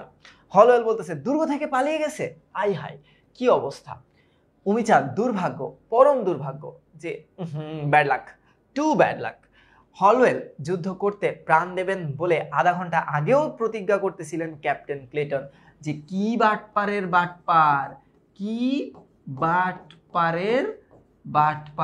বাটপার, হ্যাঁ, যে একটু আগেও এই লোক বলল যে যুদ্ধ করতে করতে আমি প্রাণ দিয়ে ফেলবো, আর এখন পালাই গেছে। এবার কি বলতেছে দেখো। আচ্ছা শেষে তিনিও পালিয়ে গেলেন। অমিচাঁদ ব্রিটিশ সিংহ বলতে ক্লেটনকে বোঝানো হচ্ছে, ক্লেটন লেজ গুটিয়ে নিলেন। এ তো লজ্জার কথা, তাকে আমরা সিংহ বলি, সে তো পালাইছে, সিংহ কি পালায় যায়? হলওয়েল বলতে উমিচাঁদ এখন উপায়টা বলো। উমিচাঁদ বলতেছে আবার কি, ক্যাপ্টেন কর্নেল সবাই পালাই গেছে, এখন ফাঁকা ময়দানে গাইস হাসপাতাল হাতুড়ে সার্জন জন জেফানিয়া হলওয়েল সর্বাধিনায়ক বিশাল এক খোঁচা মারছে, যে আপনিই তো এখন কিং, আপনিই বলুন, আপনি এখন কমান্ডার ইনচার্জ, আপনি যা বলবেন তাই তো হবে। দেখো হ্যাঁ আচ্ছা। হলওয়েল হতাশার স্বরে উমিচাঁদ তুমিও খোঁচা দিচ্ছ আমাকে। উমিচাঁদ বলতেছে আচ্ছা আমি রাজা মানিক চাঁদের কাছে চিঠি পাঠাচ্ছি, আপনি দুর্গ প্রাকারে মানে দুর্গের চূড়ায়, দুর্গের কি চূড়ায় বা টপে সাদা নিশান উড়িয়ে দেন। সাদা নিশান উড়ানো মানে আমরা সমর্পণ করতে চাই, বা এটাকে আমরা বলতে পারি অনেকটা শান্তি চুক্তির মতো, শান্তি চুক্তি করতে চাই, আপনারা যুদ্ধ বন্ধ করুন। উমিচাঁদের প্রস্থান। হঠাৎ বাইরে গোলমালের শব্দ শোনা গেল। বেগে জর্জের প্রবেশ। জর্জ দ্রুত চলে আসছে খবরটা দিতে। জর্জ, সর্বনাশ হয়েছে। এক ডাচ সৈন্য গঙ্গার দিকটার ফটক ভেঙে পালিয়ে গেছে। এক ডাচ সৈন্য, গঙ্গা অর্থাৎ গঙ্গা নদী, গঙ্গা নদীর দিককার ফটক মানে কি দেয়াল, ফটক মানে কি দেয়াল ভেঙে পালিয়ে গেছে। এখন তো নবাব সৈন্যরা ইজিলি ঢুকতে পারবে। আগে কি হতো, দেওয়াল অনেক উঁচু করা হতো যাতে বহিরাগত কোনো শত্রু আক্রমণ করতে গেলে অনেক সময় লাগতো। তো এই ডাচ সৈন্য, ডাচদের সাথে তো ইংরেজদের সম্পর্ক ভালো ছিল না, তারা কি করছে, যাওয়ার টাইমে এই দেয়াল ভেঙে পালাইছে। এবার দেখো, সেই পথ দিয়ে নবাবের সশস্ত্র পদাতিক, পদাতিক মানে যারা সেনাবাহিনীতে কর্মরত, ইউনিফর্মড, আমরা বলতে পারি এটাকে ফর্ম সোলজার, হুড় করে কেল্লার ভিতরে ঢুকে পড়েছে। আচ্ছা, হলওয়েল, সাদা নিশান উড়াও, দুর্গোত্তরণে সাদা নিশান উড়াও, দুর্গোচ্চূড়ায় খুব দ্রুত সাদা নিশান উড়াও। এইবার দেখো, মীর মর্দান, ইনি কিন্তু নবাবের লোক, নবাবের খুবই ঘনিষ্ঠ, খুবই ঘনিষ্ঠ, ঘনিষ্ঠ, ঠিক আছে, কৌশলী এবং ভালো। এই যে দুশ্মনরা এখান থেকেই গুলি চালাচ্ছে। হলওয়েল, আমরা সন্ধির সাদা নিশান উড়িয়েছি তো যুদ্ধের নিয়ম অনুসারে। সে এখন খুব কাতর স্বরে বলতেছে, আমরা তো সাদা নিশান উড়িয়ে ফেলছি, আমাদেরকে মারবেন না প্লিজ, আমাদেরকে মারবেন না, কারণ তারা তো ঢুকে পড়ছে।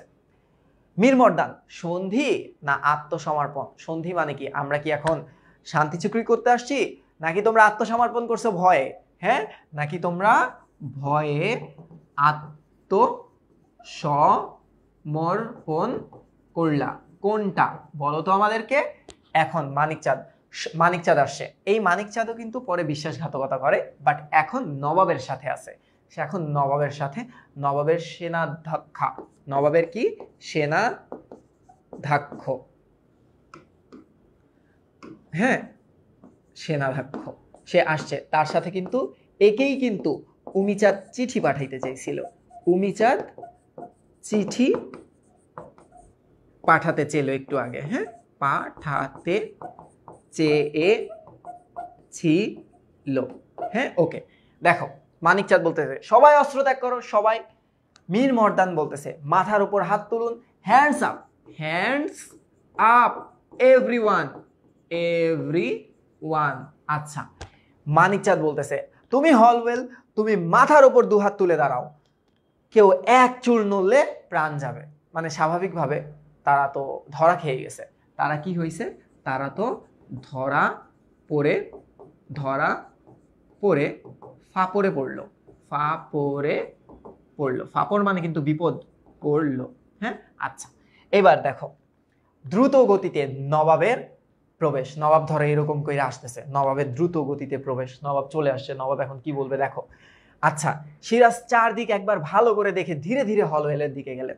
নবাব প্রবেশ করছে, প্রবেশ করে চারিদিকে এমন ঘুরতেছে, ঘোরার পর হলওয়েলের দিকে গেছে। এই হলওয়েল বেটা, এইদিকে মামুর বেটা, এইদিকে বহুত তিরিবিরি করছস, হ্যাঁ বহুত তাফলিং করছস। সিরাজ বলতেছে এই কোম্পানির ঘুষখোর ডাক্তার রাতারাতি সেনাধ্যক্ষ হয়ে গেলে।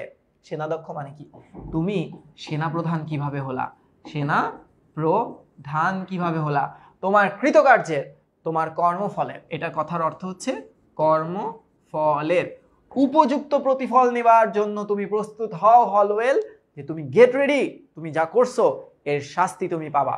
এখন কি বলতেছে হলওয়েল, আশা করি নবাব আমাদের উপরে অন্যায় জুলুম করবেন না। এখন এরা আবার একটু এমন ভাব করতেছে, মনে হচ্ছে এরা হচ্ছে দুধে ধোয়া তুলসী পাতা, দুধে ধোয়া তুলসী পাতা, এত পবিত্র বিহেভ করতেছে, ঠিক আছে, এত পবিত্র বিহেভ তারা করতেছে।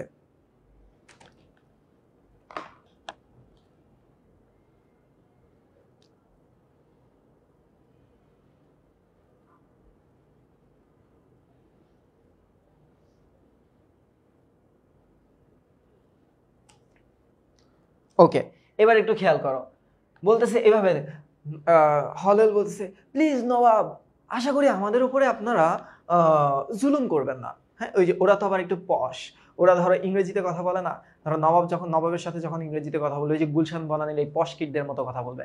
আশা করি নবাব আমাদের উপরে আপনারা জুলুম করবেন না, আমরা তো ভালো মানুষ ছিলাম, ঠিক আছে। সিরাজ বলতে, হ্যাঁ বেটা জুলুম, হ্যাঁ এ পর্যন্ত তোমরা যে আচরণ করে এসেছো তাতে তোমাদের উপরে সত্যিকারের জুলুম করতে পারলে আমি খুশি হতাম। গভর্নর ড্রেক কোথায়, ওয়্যার ইজ হি? এখন হলওয়েল বলতেছে তিনি কলকাতার বাইরে গেছে। সিরাজ বলতেছে কলকাতার বাইরে গেছে নাকি পালিয়ে গেছে? আসলেই তো পালাইছে। আমি সব খবর রাখি হলওয়েল। নবাব সৈন্য কলকাতা আক্রমণ করার সঙ্গে সঙ্গে রজার ড্রেক, রজার ড্রেক হচ্ছে, একজন বলল রজার ড্রেকের চরিত্রটা বুঝতে পারো নাই, এখন বুঝাইতেছি, দাঁড়া এতটুকু বলিয়ে গিয়ে। কলকাতা আক্রমণ করার সঙ্গে সঙ্গে রজার ড্রেক প্রাণ ভয়ে কুকুরের মতো লেজ ঝুটিয়ে পালিয়েছে, কিন্তু কৈফত তবু কাউকে দিতেই হবে। বাংলার বুকে দাঁড়িয়ে বাঙালির বিরুদ্ধে অস্ত্র ধরার স্পর্ধা ইংরেজরা কোত্থেকে পেল?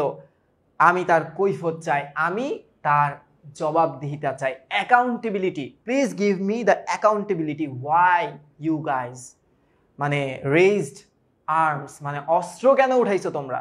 ওয়াই? হ্যাঁ, তোমরা আসছো সামান্য ব্যবসা করতে, ব্যবসা করতে। তোমরা কিভাবে সাহস পেলা আমাদের ভূখণ্ডে আমাদের বিরুদ্ধে যুদ্ধ করার এত সাহস?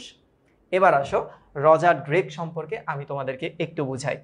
এই যে রজার যে ড্রেক, হ্যাঁ রজার ড্রেক, ইনি ছিল হচ্ছে গভর্নর। ইনি কি ছিল? কলকাতার গভর্নর। এই ব্যাপারটা আমি তোমাদেরকে বুঝাই দিচ্ছি। বুঝানোটা হচ্ছে এরকম যে ব্রিটিশ রাজা বিভিন্ন দেশে ব্যবসা করার জন্য ক্ষমতা লুট করছে, তো দায়িত্ব কার উপরে দিছে? যাদের উপরে দায়িত্বটা ন্যস্ত করা হয়েছে তাদেরকে বলা হচ্ছে গভর্নর। যে ওই অঞ্চলে ধরো এরকম থাকে না, চাকমা রাজা, ধরো চাকমা রাজা, পুরা চাকমাদের রাজা আমাদের সাথে আছে, ধরো চিন্তা করো। ঠিক তেমনি এই গভর্নর হচ্ছে টোটাল ইংরেজদের প্রতিনিধি, সর্বোচ্চ প্রতিনিধি, যার কাছে আমরা জবাবদিহিতা বা দায়বদ্ধতা চাইবো, এরকম। ঠিক আছে, আশা করি তুমি বুঝতে পারছো। এবার একটু দেখো যে সে এখন জবাবদিহিতা বা অ্যাকাউন্টেবিলিটিটা তার দরকার। এখন কি বলতেছে হলওয়েল? আমরা নবাবের বিরুদ্ধে যুদ্ধ করতে চাইনি, আমরা শুধুমাত্র আত্মরক্ষার জন্য একটু ট্যাকেল দিতে চেয়েছিলাম। হ্যাঁ, এইবার দেখো নবাব সেই চেয়েছে, শুধু আত্মরক্ষার জন্য কাশিমবাজার কুঠিতে তোমরা গোপনে অস্ত্র আমদানি করেছিলে, তাই না? খবর পেয়ে আমার হুকুমে কাশিমবাজার কুঠিতে আগুন জ্বালিয়ে দেওয়া হয়েছে। যে দূর তোরে আগুন জ্বালিয়ে দিছি, তোরা ব্যবসা করবি, অস্ত্র ব্যবসা শেষ। বন্দি করা হয়েছে ওয়ার্ডস আর কলেজকে। এই ওয়ার্ডস ক্যারেক্টারটা হচ্ছে কাশিমবাজার কুঠির পরিচালক এবং এ ছিল হচ্ছে সহকারী। ঠিক আছে, আচ্ছা এ ছিল কি? পরিচালক। পরিচালক যে আসলে ওই কুঠি পরিচালনা করত, আর এ ছিল হয়তোবা, এইটার ক্যারেক্টারটা এই জায়গায় আসে না, আমরা তাকে সহকারী হিসেবে ধরতে পারি। রায়দুর্লভ, রায়দুর্লভ জাহাপনা। সিরাজ, বন্দি ওয়ার্ডসকে এখন হাজির করুন, ওয়ার্ডসকে নিয়ে আসো, হ্যাঁ হাজির করুন। ওয়ার্ডস, ইয়োর এক্সেলেন্সি। ইয়োর এক্সেলেন্সি মানে কি? রাজা বা নবাবদেরকে সম্মানের সহিত এই কথাগুলো বলতে হয়। সিরাজ, আমি জানতে চাই তোমাদের অশিষ্ট আচরণের জবাবদিহি কে করবে? অশিষ্ট মানে এই দুর্বার আচরণ, দুর্বার আচরণ কে করবে? কাশিম বাজারে তোমরা গোলাগুলি আমদানি করেছো, কলকাতার আশেপাশে গ্রামের পর গ্রাম তোমরা নিজেদের দখলে আনছো, দুর্গ সংস্কার করছো, বাংলার সামরিক শক্তি বৃদ্ধি করছো, আমাকে অগ্রাহ্য করেছো, আমাকে তোমরা কোনোভাবেই পাত্তা দাওনি, আমি একজন নবাব, তোমরা আমাকে ওভারটেক করে কিভাবে এগুলা করতে সাহস পাও? হ্যাঁ, কৃষ্ণবল্লভকে তোমরা আশ্রয় দিছো, কিভাবে করলা তুমি কৃষ্ণবল্লভকে আশ্রয়? মনে আছে রাজবল্লভ যখন হচ্ছে অনেক টাকা মেরে দিয়ে নৌকায় করে ভাগায় দিছিল, তখন কৃষ্ণবল্লভ কি? কৃষ্ণবল্লভ ইংরেজদের কাছে আশ্রয় নিছিল এবং রজার ড্রেককে চিঠি লেখা হয়েছিল, নবাব চিঠি লিখছিল, প্লিজ রিলিজ করে দাও কৃষ্ণবল্লভকে, বাট কৃষ্ণবল্লভকে তোমরা রিলিজ দাও নাই, আশ্রয় দিছো। ওয়াই? এত সাহস কিভাবে তোমাদের? বাংলার মসনদে, মানে বাংলার মসনদে বলতে এই সিংহাসনে বসার পর আমাকে তোমরা নজরানা পর্যন্ত দাও নাই, হ্যাঁ পাঠাওনি। তোমরা কি ভেবেছো এইসব অনাচার আমি সহ্য করব?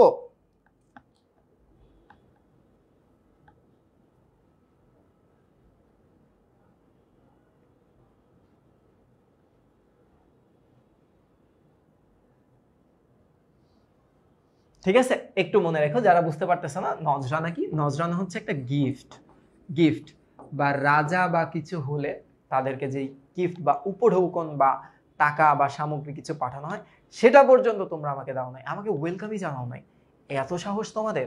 আচ্ছা, ওয়ার্ডস বলতেছে, আমরা আপনার অভিযোগের কথা কাউন্সিলরের কাছে পেশ করব। ওই যে কাউন্সিলর ফকল্যান্ড, তার কাছে আমরা পেশ করব যে please don't do anything wrong with us. আমরা তো নর্মাল, আমরা আপনাদের মানে আপনাদের লেভেলের মানুষজনের কাছে এগুলো পেশ করব।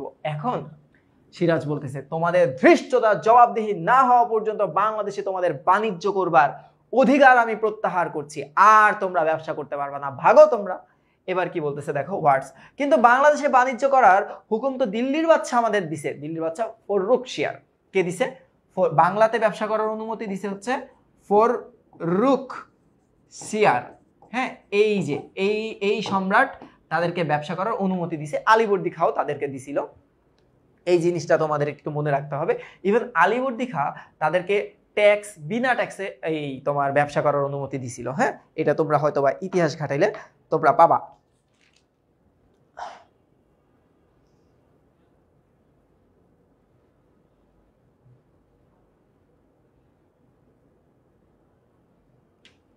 হ্যাঁ, ভেরি গুড।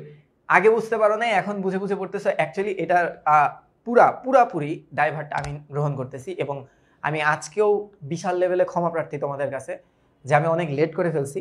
এটা আমার করা উচিত হয় নাই, বাট আমি আসলে একটা মানে ঘোরের মধ্যে পড়ে গেছিলাম এই কারণে। আর তোমরা যেভাবে আমার কাছে পড়ে অভ্যস্ত, প্রত্যেকটা লাইন ধরে ধরে পড়ে অভ্যস্ত, এই অভ্যাসটা তো আমি তোমাদের গড়ে দিছিলাম। এই কারণে হয়তো বা তোমরা প্রবলেম ফেস করছো, যেটা আমি উপন্যাসের ক্ষেত্রে করতে পারি নাই। এটা আসলে সম্ভব না, কারণ দেখো অনেক সময় লাগে, অনেক সময় লাগে। এই কারণে আমি পরবর্তী কোর্সগুলোতে রেকর্ড করে দিব। রেকর্ড আমি প্রতিদিনই 1-1.5 পেজ করে রেকর্ড করতে করতে করতে করতে একটা প্লেলিস্ট সাজায় দিব। তো I am extremely sorry, but overcome করে দেওয়ার সর্বোচ্চ চেষ্টা আমি করতেছি। হ্যাঁ, আচ্ছা। আর মূলত শাহজাহান হচ্ছে, একটু বলি, রাজা সম্রাট শাহজাহান। হ্যাঁ, শাহজাহান এই ব্রিটিশদেরকে ব্যবসার অনুমতি দেয়, ব্যবসার অনুমতি দেয়, অনুমতি দেয়। আর ফররুখশিয়ার বাংলাতে ব্যবসার অনুমতি দেয়, বাংলাতে ব্যবসার অনুমতি দেয়। এখন বলতেছে দেখো, কিন্তু বাংলাদেশে বাণিজ্য করার অনুমতি তো বাদশা আমাদেরকে দিয়েছে।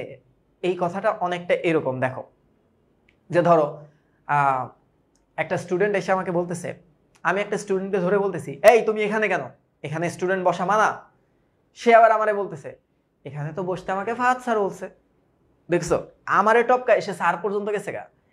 কিন্তু তুই তো বেটা এখানে বসা তোর প্রিয় বান্ধবীর সাথে ইটিস পিটিস করতেছস, এইটা তো একটা অনৈতিক কাজ। হ্যাঁ, আবার মোমবাতির ধোয়া উড়াইতেছ, এইটা তো অনৈতিক কাজ। তো এই কারণে ধরো সিচুয়েশনটা এরকম, তা আমার কি করা উচিত?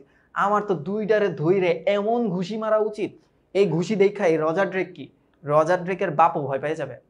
তো দেখো মুখে মুখে তর্ক করতেছে। সিরাজ বলতেছে, বাদশাকে তোমরা ঘুষের টাকায় বশীভূত করেছো, তিনি তোমাদের অনাচার দেখতে এখানে কি আসে? এখানে তো আসে না। তোমরা তো তাকে ঘুষ দিয়ে হাতে রেখেছো, ঘুষ দিয়ে হাতে রেখেছো, তারা কি এখানে আসে? ওই যে এটা অনেকটা ওই মুখ্যমন্ত্রীর মতো, যে পাকিস্তান, আমরা যখন 52 দিনগুলো পড়তেছিলাম, পাকিস্তান কিন্তু কখনোই আমাদের এই মোহাম্মদ আলী জিন্না, সে কিন্তু কখনোই এই ইস্ট বেঙ্গল বা যেটা পরে 1955 সালে ইস্কান্দার মির্জা ইস্ট পাকিস্তান করে ফেললো, সেখানে মানুষজনের জিনিসপাতি দেখভাল করতে কিন্তু সে কখনো আসতো না।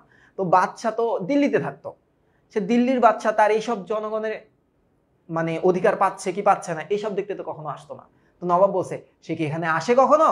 এই অঞ্চলটা আমরা শাসন করি, আমরা জানি কি হয় না হয়। এবার কি বলতেছে দেখো, হলওয়েল বলতেছে, ইয়োর এক্সেলেন্সি, নবাব আলীবর্দী খাঁ আমাদের এখানে বাণিজ্য করার অনুমতি দিছে, ট্যাক্স ফ্রি, ট্যাক্স ছাড়া আমাদেরকে বাণিজ্য করার অনুমতি দিছে। সে তো আপনার নানা, সে কে? সে সম্পর্কে আপনার নানা, আপনার নানা আমাদেরকে ব্যবসার অনুমতি দিছে। আপনি কেন এখন আমাদেরকে বলেন যে ব্যবসা করতে পারবে না? ওয়াই? দেখো নবাবের সাথে এই গলায় কথা বলতেছে। সিরাজ বলতেছে, আর আমাকে যে অনুমতি দান করে গেছে তা তোমাদের অজানা থাকবার কথা না।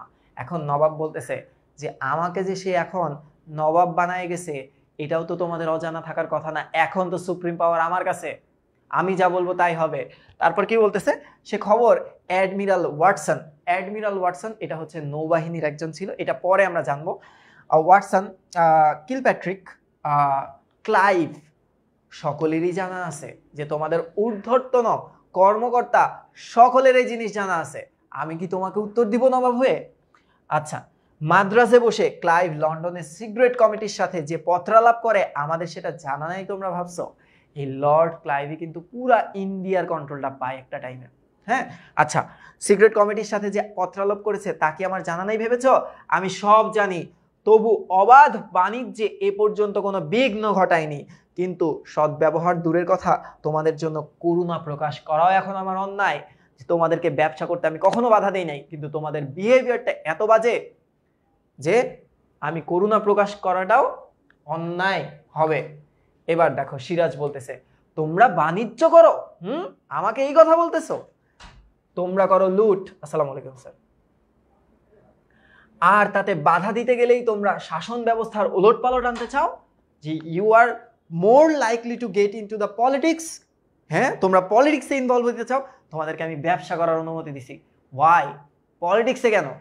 আচ্ছা, কর্ণাটককে দক্ষিণাত্যে তোমরা কি করেছো? শাসন ক্ষমতা করায়ত্ত করে তোমরা অবাধে লুটরাজের পথ পরিষ্কার করে নিয়েছো। বাংলাতেও তোমরা সেই ব্যবস্থা করতে চাও? তা না হলে আমার নিষেধ সত্ত্বেও দুর্গ কেন সংস্কার করলা? তোমরা কেন সামরিক বাহিনীর শক্তি বাড়াচ্ছ ব্যবসা করতে এসে? এখানে কার সাথে যুদ্ধ করবা তোমরা? হলওয়েল বলতেছে, ফরাসি ডাকাতদের হাত থেকে আমরা আত্মরক্ষা করতে চাই। যে আমরা আসলে দুর্গ বানাচ্ছি ফরাসিদের থেকে আত্মরক্ষা করতে চাই, কারণ তারা আমাদের সাথে অনেক অত্যাচার অনাচার করে। সিরাজ বলতেছে, ফরাসিরা ডাকাত আর ইংরেজরা অতিশয় সজ্জন ব্যক্তি কেমন? তোমরা ওদেরকে ডাকাত বলে নিজেদেরকে ভালো করার চেষ্টা করতেছো, আমি বোধহয় বুঝি না। ওয়ার্ডস বলতেছে, আমরা অশান্তি চাই না ইউর এক্সেলেন্সি, যে আমরা এই ধরনের সিচুয়েশন চাই না রাজা নবাব। সিরাজ বলতেছে, চাও কি চাও না সে বিচার এর পরে হবে। রায়দুল্লভ, এখন রায়দুল্লভ বলতেছে, জাহাপনা।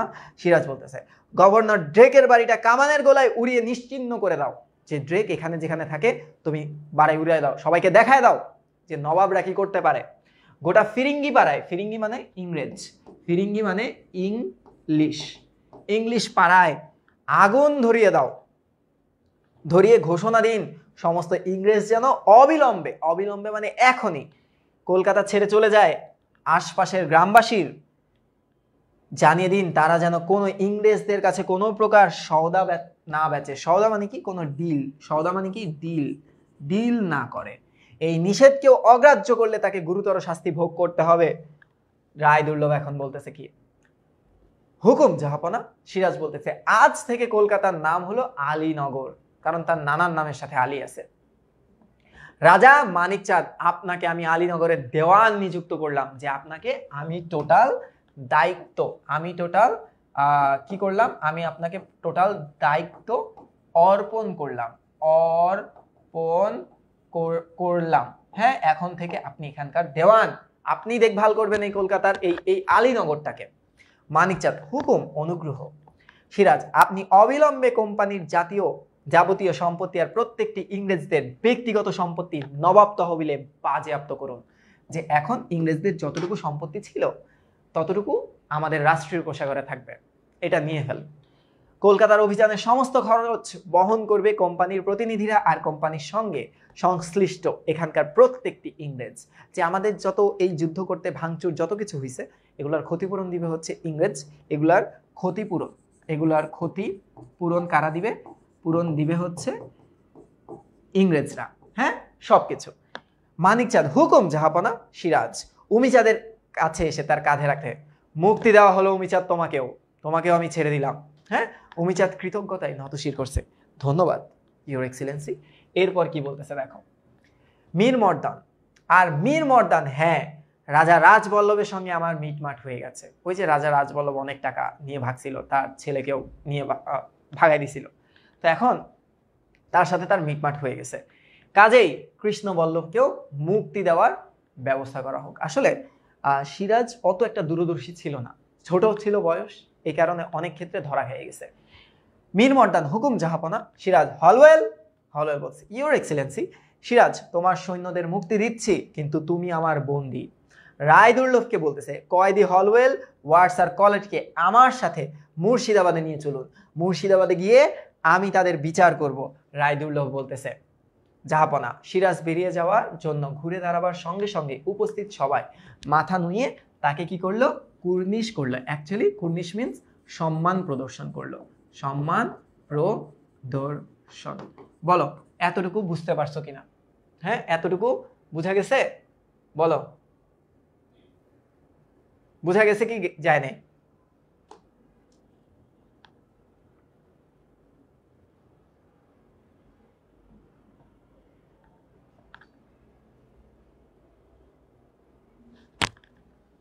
ও ওয়ালাইকুম আসসালাম। মুসলিম রাজাদের মুসলিম যেই সাম্রাজ্যটা ছিল না, সেই রাজাদেরকে বাদশা বা সুলতান বলা হতো, বাদশা বা সুলতান বলা হতো। ব্যাপারটা ঠিক।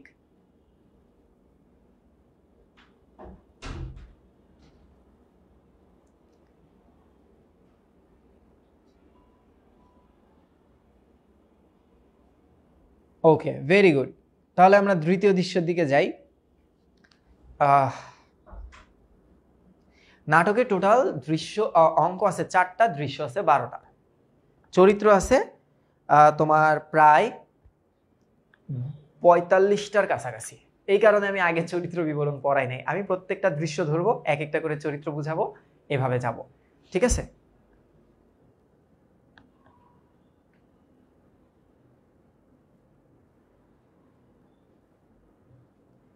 শ্রীয়ন্তী সান্ধ্যী কৃষ্ণ বিন্যাসকে কৃষ্ণ বল্লভকে আর রাজবল্লভকে, এইটা তুমি 60 পেজে যাও। যেহেতু এটা আমি আগে পড়াই ফেলছি, তাই এখন আর বলতে আমি খুব একটা স্বাচ্ছন্দ্য বোধ করবো না।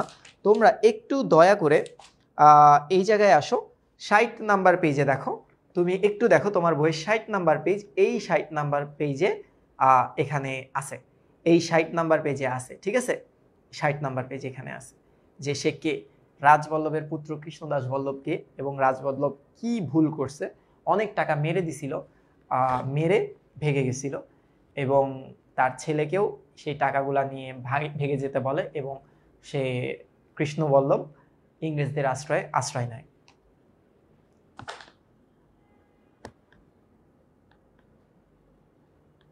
নবাব পরিবারের যে ইন্টারনাল ল্যাঙ্গুয়েজটা ছিল সেটা ফার্সি ছিল, কিন্তু তার তো অনেক ডেলিগেটস ছিল, তারা ট্রান্সলেট করে দিত, বা তারা এমন না যে বাংলায় কথা বলতে পারতো না, বাট তাদের ফার্স্ট ল্যাঙ্গুয়েজ ছিল হচ্ছে ফার্সি। তখন ফার্সিটাকে অনেক বেশি পূজা করা হইতো বলতে গেলে, কারণ যারা মুসলিম ছিল বিভিন্ন হাদিস ফার্সি ভাষায় লেখা হতো। যেমন আমরা দেখি না বেহেস্ত, এই শব্দটা কি শব্দ, তারপরে হচ্ছে দোজক, এটা কি শব্দ, নামাজ, রোজা, এইগুলা কিন্তু প্রত্যেকটাই ফার্সি শব্দ। বুঝতে পারছো? এই কারণে আমাদের বাংলা অভিধানে প্রচুর ফার্সি শব্দ আছে।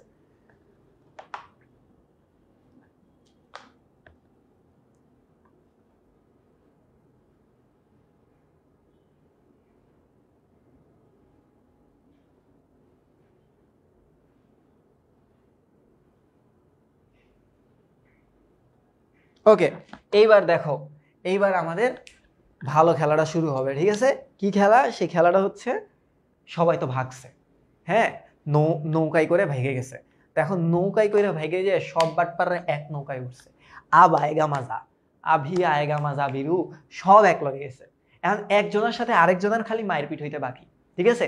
কি মারপিট দেখো, কাহিনীটা হচ্ছে তারা সবাই এখন একটা ভাগীরথী নদী কি, এখন তোমাদেরকে আমি বলি, সেই বলা কথাটা হচ্ছে এরকম যে তোমরা হয়তো বা জানো যে গঙ্গা, এই যে গঙ্গা রিভার, এই গঙ্গা রিভারের 2টা প্রবাহ আছে, 2টা প্রবাহ, একটা প্রবাহের নাম হচ্ছে পদ্মা, একটা প্রবাহের নাম পদ্মা, আরেকটা প্রবাহের নাম কি, আরেকটা প্রবাহের নাম হচ্ছে ভাগীরথী। হ্যাঁ, একটার নাম হচ্ছে ভাগীরথী, আরেকটার নাম কি, ভাগীরথী, আরেকটার নাম হচ্ছে পদ্মা। এখন একটা জিনিস খেয়াল করো, এই যে এই গঙ্গা যে নদীটা, এই গঙ্গা রিভারটা, হ্যাঁ, গঙ্গা রিভারের এই ভাগীরথীর এই অববাহিকাটায় তারা আছে। আর ঠিক এইভাবেই দেখো, কলকাতা ঘেঁষে ভাগীরথী নদীটা পার হয়। তোমরা একটু খেয়াল করে দেখবা মানচিত্রে, ঠিক আছে। আর পদ্মাটা কিন্তু এই রাজশাহীর ওই অঞ্চল দিয়ে আসছে, হ্যাঁ, এইভাবেই আসছে। দেখো এরা যখন আমাদের দেশে ঢুকছে, এইটার কারণে একটা ডেল শেপ হয়েছে, একটু খেয়াল করে দেখো, একটা ডেল্টা শেপ হয়েছে। এই ডেল্টা শেপটার জন্যই কিন্তু বাংলাদেশকে বদ্বীপ বলা হয়, বদ্বীপ বলা হয়।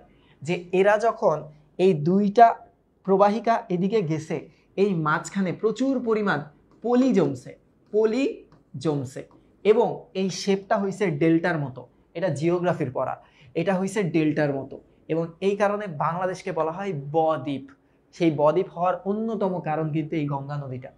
তো এই ভাগীরথী এই নদীতে তারা একটা নৌযানে সব বাটপারগুলো একত্রিত হয়েছে পালায়া পুলায়া। এখন তাদের ভিতরে কথোপকথন চলবে।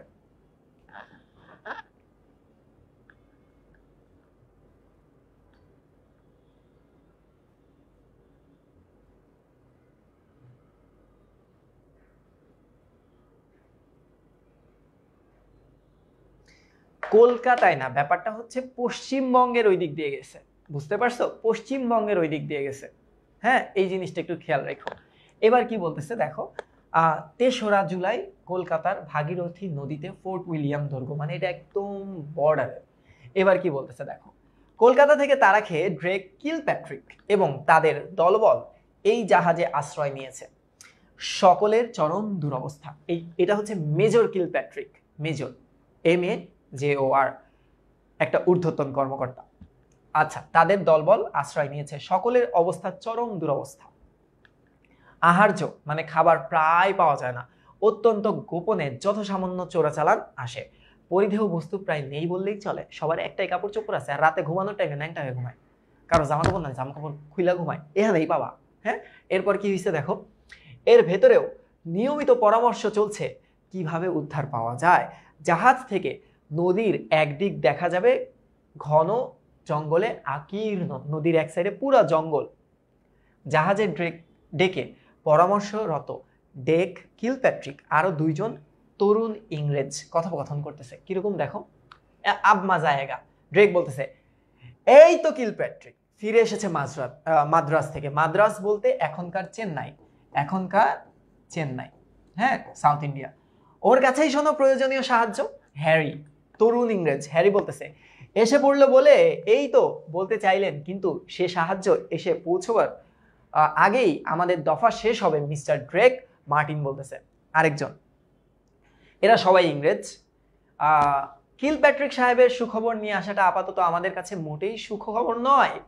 তিনি মাত্র 250 সৈন্য নিয়ে হাজির হয়েছে যে আমাদেরকে সেভ করার জন্য। কিলপ্যাট্রিক মাদ্রাজ থেকে আসছে, মাদ্রাজে খবর পৌঁছে গেছিল যে হচ্ছে নবাব তাদেরকে অ্যাটাক করছে, তো কিলপ্যাট্রিক মাত্র 300 সৈন্য নিয়ে আসছে, আর নবাবের অনেক হাজার হাজার সৈন্য আছে এই জায়গায়। হ্যাঁ, আচ্ছা, এই ভরসায় একটা দাঙ্গাও করা যাবে না। 300 সৈনিক নিয়ে তো দাঙ্গা মানে সামান্য একটা জ্ঞানজামি করা যাবে না। যুদ্ধ করে কলকাতার জয় তো দূরের কথা। ড্রেক বলতেছে, তবু লোকবল তো কিছুটা বাড়লো আমাদের। হ্যারি বলতেছে, লোকবল বাড়ুক আর না বাড়ুক, আমাদের অংশীদার বাড়লো, তা অবশ্য ঠিক। অংশীদার মানে এখন এদেরকে খাবার দাবারের একটা ব্যবস্থা করতে হবে। ড্রেক, আহার্য কোনো রকমে জোগাড় হবেই, যে আহার কোনো রকমে জোগাড় আমরা করতে পারবো, আপনি টেনশন নিয়ে না। হুদাই কেন টেনশন নিতেছেন? মার্টিন বলতেছে, কি হবে তাই বলুন না মিস্টার ড্রেক, যে কি করবো এখন আমরা সেটা বলুন। আমরা আমাদের ভবিষ্যৎটাই তো জানতে চাইছি। এ পর্যন্ত দুবেলা আহারের বন্দোবস্ত কি হয়েছে? আপনি এত গলা জোরে আওয়াজ করতেছেন, ধারে কাছে হাট বাজার পর্যন্ত নেই। নবাবের হুকুমে কেউ প্রকাশ্যে আমাদের কাছে জিনিসপাতি বিক্রি করে না, 4 গুণ দাম দিয়ে বিক্রি করতে চায়। এই অবস্থা কতদিন চলবে সেটা আমাদের জানা নাই। কিলপ্যাট্রিক বলতেছে, এত অল্পে অধৈর্য হলে চলবে? কিলপ্যাট্রিককে সৈন্য নিয়ে যে মাদ্রাজ থেকে আসছে। হ্যারি বলতেছে, ধৈর্য ধরবো আমরা কিসের আশায় সেটাও তো জানতে হবে, যে আমরা কেন ধৈর্য ধরবো, আমাদেরকে কোন আশা আপনি দিতেছেন? আমরা তো মৃত্যুবরণ করব, হত্যা করবে আমাদেরকে। ড্রেক বলতেছে, যা হয়েছে তা নিয়ে বিবাদ করে তো আর কোনো লাভ নাই, দোষ তো কারোর একার না। মার্টিন বলতেছে, যারা এ পর্যন্ত হুকুম দেওয়ার মালিক তাদের দোষেই তো আজ আমরা কলকাতা থেকে বিতাড়িত। যে উচ্চ পদস্থ কিছু কর্মচারী যারা আমাদেরকে এগুলো বেচতে বলছে, এগুলো করতে বলছে, তাদের জন্যই আমরা আজকে কলকাতা থেকে বিতাড়িত, যে আমাদেরকে বের করে দিছে। আচ্ছা, ভালো কথা। বিশেষ করে আপনারা আপনাদের হঠকারিতার জন্যই আজ আমরা আমাদের এই দুর্ভোগ। হঠকারিতা মানে কি? আপনাদের পাকনামির জন্য, আপনাদের পাক না মির জন্যই এই অবস্থা। ড্রেক, আমার হটকারিতা, আমার পাকনামি, এত বড় দুঃসাহস, আমি গভর্নর এখানে। মার্টিন বলতেছে তা নয় তো কি, অমন উদ্ধত ভাষায় নবাবকে চিঠি দেওয়ার কি প্রয়োজন ছিল? তাছাড়া নবাবের আদেশ অমান্য করে কৃষ্ণবল্লভকে আশ্রয় দেবারই বা কি কারণ ছিল? নবাবকে খুব বাজে ভাষায় কিছু চিঠি লিখছিল এবং কৃষ্ণবল্লভকে আশ্রয় দিছিল। হ্যাঁ, কি চিঠি লিখছিল এটা আমি তোমাদের পর্যায়ক্রমে এগুলা দেখাতে থাকবো। ড্রেক, সব ব্যাপারে সকলের মাথা গলানো সাজে না। তোমরা নর্মাল কর্মচারী হয়ে গভর্নরের সাথে মাথা গলাইতেছো, এটা সাজে না, ওয়ার্ন করলো। হ্যারি বলতেছে তা তো বটেই, কৃষ্ণবল্লভের কাছ থেকে কি পরিমাণ টাকা উৎকোচ নেবেন বা ঘুষ নেবেন মিস্টার ড্রেক, তা নিয়ে আমরা মাথা ঘামাবো কেন? কিন্তু এটা বলতে আমাদের কোনো বাধা নেই যে ঘুষের অঙ্ক বেশি মোটা হবার ফলেই নবাবের ধমকানি সত্ত্বেও কৃষ্ণবল্লভকে ত্যাগ করতে পারেননি আপনি মিস্টার ড্রেক। কথাটা বলার চেষ্টা করতেছে যে এই যে মার্টিন কিংবা হ্যারি, এরা কোম্পানির জন্য কাজ করে, হ্যাঁ, মাসে কিছু টাকার জন্য, 70 টাকার জন্য কাজ করে। এখন এরা গভর্নর ড্রেককে বলতেছে আপনারা এত টাকা ঘুষ নিছেন যার কারণে আপনি নবাবের সাথে পর্যন্ত গ্যাঞ্জাম করে ফেলছেন, নবাবের সাথে গ্যাঞ্জাম করছেন, অনেক টাকা, সে টাকার অংশীদার কি আমরা? আমাদের কি ভাগ দিবেন? আপনার পাকনামির জন্যই তো আমরা আজকে বিপদে পড়লাম। এরপর কি বলতেছে দেখো, ড্রেক বলতেছে আমি একটা রিপোর্ট তৈরি করছি, আমার রিপোর্ট আমি কাউন্সিলের কাছে দাখিল করেছি, যে আমার রিপোর্ট আমি কাউন্সিলের কাছে দাখিল করেছি। নর্মালি গভর্নররা যা কাজ করছে সেই কাজের একটা রিপোর্ট হয়, কাউন্সিলের কাছে সেটা সাবমিট করতে হয়। এবার কি বলতেছে মার্টিন, রিপোর্টের কথা রেখে দিন, তাতে আর যাই থাক সত্যি কথা বলা হয়নি। হ্যাঁ, টেবিলের ওপর এক বান্ডিল কাগজ দেখে ওই তো রিপোর্ট তৈরি করেছেন, কলকাতা যে ডুবিয়ে দিয়ে এসেছেন ওর ভেতরে একটি বর্ণ সত্যি কথা খুঁজে পাওয়া যাবে না। বলতেছে যে আপনার পাকনামি কি আপনি ঊর্ধ্বতন কর্মকর্তাদের কাছে স্বীকার করবেন? আপনি তো ভুংচুং বলবেন।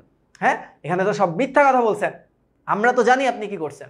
এবার কি বলতেছে দেখো, ড্রেক টেবিলে ঘুষি মেরে that's none of your business, সে রেগে গেছে, রেগে যায় টেবিলে ঘুষি মারছে, ধুর that's none of your business, তুমি আমার সাথে তর্ক কিভাবে করো?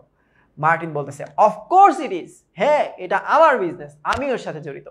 ড্রেক বলতেছে, কিলপ্যাট্রিক বলতেছে তোমরাই বা হঠাৎ এমন সাধুত্বের দাবিদার হলে কিভাবে? তোমরা এত সাধু কিভাবে হয়ে গেলে? ড্রেক কি বলতেছে, তোমরা দুজনের ব্যাংক ব্যালেন্স 20,000-এর কম কারণ নয়, অথচ তোমরা কোম্পানির 70 টাকা বেতনের কর্মচারী। ড্রেক আর মার্টিনকে বলতেছে, কাকে বলতেছে এই কথাটা? এই কথাটা বলতেছে হচ্ছে তোমার হ্যারি এবং মার্টিনকে। মার্টিন ও হ্যারি, এরা কি? এরা হচ্ছে কোম্পানির জন্য কাজ করে। কত টাকা বেতন পায়? মাত্র 70 টাকা বেতন পায়, ঠিক আছে? 70 টাকা বেতনের জন্য কাজ করে, কিন্তু তাদের ব্যাংক ব্যালেন্স কিভাবে 20,000 টাকার বেশি হলো? এই ব্যাখ্যাটা আমি বলি। নর্মালি এরা পার্সোনাল ব্যবসা করতো। দেখো এখানে কিন্তু ওরা কি বলছে, হ্যারি বলতেছে ব্যক্তিগত উপার্জনের ছাড়পত্র কোম্পানি সকলকেই দিয়েছে, সবাই উপার্জন করছে, আমরাও করেছি, আমরা ঘুষ খাইনি।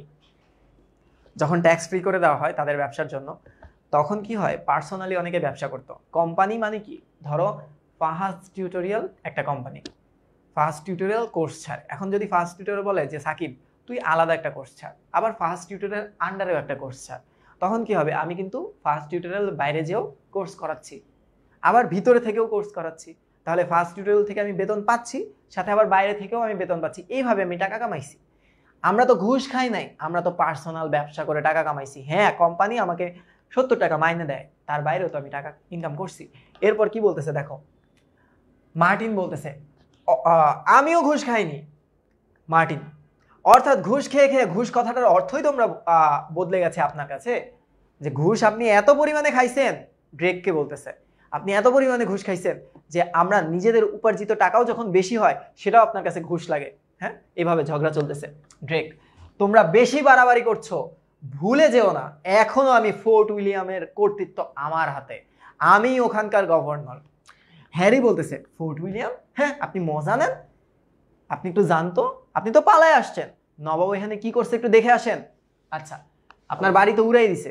এবার কি বলতেছে, তুই এটা করতে এলি, কাহা সে আয়া। ওকে, এবার কি বলতেছে দেখো, ড্রেক, ইংরেজদের আধিপত্য অত সহজেই মুছে যাবে নাকি? হ্যাঁ, এই জাহাজটাই এখন আমাদের কলকাতার দুর্গ, আর দুর্গ শাসনের ক্ষমতা এখনো আমার অধিকারে, বিপদের সময় সকলকে একযোগে কাজ করার মন্ত্রণায় সভায় তোমাদের ডেকেছিলাম, কিন্তু দেখছি তোমরা এই মর্যাদার উপযুক্ত কেউ না। হ্যাঁ, এবার দেখো মার্টিন বলতেছে, বড়াই করে কোনো লাভ হবে না মিস্টার ড্রেক, এখন ভাব নিয়েন না, আপনার কোনো লাভ হবে না, আমরা আপনার কর্তৃত্ব মানব না। হ্যাঁ, আচ্ছা, ড্রেক বলতেছে, এত বড় স্পর্ধা, উইথড্র উইথড্র করো, এখনই তোমার স্টেটমেন্টটাকে উইথড্র করো, এত বড় কথা তুমি কিভাবে বললে? হোয়াট ইউ হ্যাভ সেইড, মাফ চাও।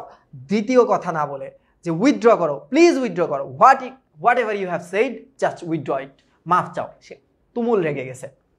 Nothing short of an unconditional apology will save you, বলতেছে তুমি কোনো শর্ত সাপেক্ষ ছাড়া মাফ চাও, এছাড়া তোমাকে কেউ মাফ করতে পারবে না, মাফ চাও, না হলে এই মুহূর্তে তোমাদের কয়েদ করার হুকুম দিচ্ছি আমি। মানে ওখানে গ্যাঞ্জাম লেগে গেছে। হ্যাঁ, তারপর কি বলতেছে দেখো, জনৈক ইংরেজ মহিলা দড়ির উপর একটা ছেঁড়া গাউন মেলতে এসেছিল, তিনি হঠাৎ ড্রেকের কথায় রুখে উঠলেন, ছুটে গেলেন বৎসারত পুরুষদের কাছে। বৎসারত মানে তর্করত পুরুষদের কাছে। একটা মহিলা, নর্মাল একটা মহিলা, তারা তো একটা নর্মাল একটা জাহাজে উঠছিল, সেখানে একটা ইংরেজ মহিলা ছুটে আসছে তাদের কাছে। এই কথা শুনে মহিলা বলতেছে, তবু যদি মেয়ে লোকের নৌকায় কলকাতা থেকে না পালাতেন তাহলে এই দম্ভ সহ্য করা যেত। ড্রেককে বলতেছে যে আপনি কিভাবে এত বড় গলায় কথা বলতেছেন, আপনি এখানকার কর্তা, আপনি তো পালাইছেন, মেয়েদের নৌকায় পালাইছেন, যদি এটা না করতেন তাও বুঝতাম, কথা আপনার গলায় মানাইতো। এবার কি বলতেছে Drake, we are in the council session madam, এখানে মহিলাদের কোনো কাজ নেই। সে জিনিসটা এড়ানোর জন্য মহিলাটাকে বলতেছে, আমরা আমাদের কাউন্সিল, আমরা সংসদীয় সবাই আছি, আপনি এখান থেকে চলে যান। এবার ইংরেজ মহিলা বলতেছে, ড্যাম ইউর কাউন্সিল, আপনার এই কাউন্সিলরে আমি মানে গোনায় ধরি। হ্যাঁ, ওই যে আমরা মাঝে মাঝে গালিগালাজ করে বসি না, আমি জানি তোরা কি গালি ভাবছস, ধর ওই গালিটা দিয়ে বলতেছে, ড্যাম ইউর কাউন্সিল, গুনি না আমি তোমার কাউন্সিল। হ্যাঁ, আচ্ছা, প্রাণ বাঁচবে কি বাঁচবে না তার ব্যবস্থা নেই, কর্তৃত্ব ফলাচ্ছে সব। ড্রেক বলতেছে, সেই ব্যবস্থাই তো হচ্ছে, আমরা তো সেটাই করার চেষ্টা করতেছি। ইংরেজ মহিলা, ছাই হচ্ছে, দূর মিয়া, রোজই শুনছি কিছু একটা হচ্ছে, যা হচ্ছে সে তো নিজেদের ভেতরে ঝগড়া করছো। এবার কি বলতেছে, এদিকে দিনের পর দিন একবেলা খেয়ে প্রায় না খেয়ে অহরাত্র, অহরাত্র মানে কি, অহ মানে দিন, রাত্র মানে রাত, এটা কিন্তু দ্বন্দ্ব সমাস। এক রাত কাপড় কি, এক কাপড় পরে মানুষের মনুষ্যত্ব ঘুচে যাবার জোগাড়, যে আমরা এক কাপড়ে থাকি। হ্যাঁ, ঘুমানোর টাইমে কাপড় খুলে ঘুমাই, আর তোমরা আমাদেরকে নতুন আশা দেখাচ্ছ। এবার কি বলতেছে দেখো, ড্রেক, বাট সি ইউ, ইংরেজ মহিলা, I do not see alone, you can also see everything. সে বলতেছে যে দেখো হবে, সে বলতেছে আমি কিছু দেখতে পারতেছি না, তোমরাও আমার সাথে দেখতে পাচ্ছ না। এক প্রস্থ জামা কাপড়ই আমাদের সম্বল, ছেলে বুড়ো সকলেই তা খুলে রেখে রাত্রে ঘুমোতে হয়, কোনো আড়াল নেই, আব্রু নেই। Anybody can see that pitiable anatomic exhibition. Pitiable মানে কি, আমাদের এই দয়া, আমাদের এই খারাপ অবস্থা সবাই দেখতে পারে, এক্সিবিশন মানে তো দেখা। হ্যাঁ, আচ্ছা, এর চেয়ে বেশি আর কি দেখতে চান? হাতের ভিজে গাউনটা ড্রেকের মুখে ছুঁড়ে দিতে যাচ্ছিলেন মহিলাটি, এমন সময়ে জনৈক গোরা মানে ফর্সা সৈনিক দ্রুত প্রবেশ করছে। নতুন একটা সাদা সৈনিক প্রবেশ করলো। এতটুকু বুঝছো কিনা বলো তো?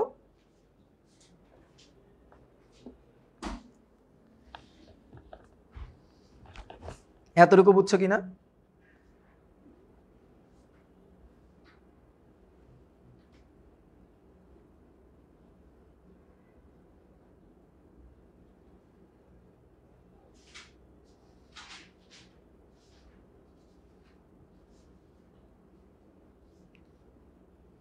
কিলপ্যাট্রিক ক্যারেক্টারটা, এটা হচ্ছে একটা সেনাবাহিনীর চরিত্র। এই চরিত্রটা হচ্ছে একটা সেনাবাহিনীর চরিত্র, যে একটা ঊর্ধ্বতন কর্মকর্তা। হ্যারি এবং মার্টিন হচ্ছে নর্মাল একটা কর্মচারী, যারা ব্যবসা করার জন্য অনুমতি পাইছে ইংরেজদের থেকে। ড্রেক হচ্ছে গভর্নর। এই চারটা এখানকার মেইন চরিত্র। হ্যাঁ,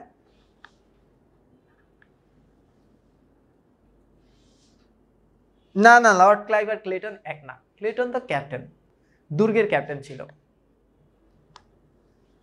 দীপ ভাই, আমি তো ক্লাসে। ভাই আমি তো লাইভে। বলেন ভাই, সমস্যা নেই। হ্যাঁ অফিসে, ক্লাসে।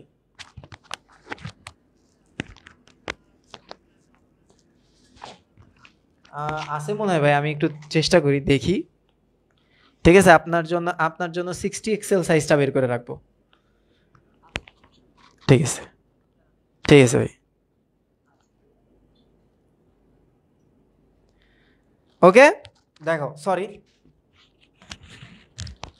আচ্ছা, অ্যাডমিশনের জন্য প্ল্যানটা আমি তোমাদেরকে বলতেছি, দাঁড়াও একটু দাঁড়াও।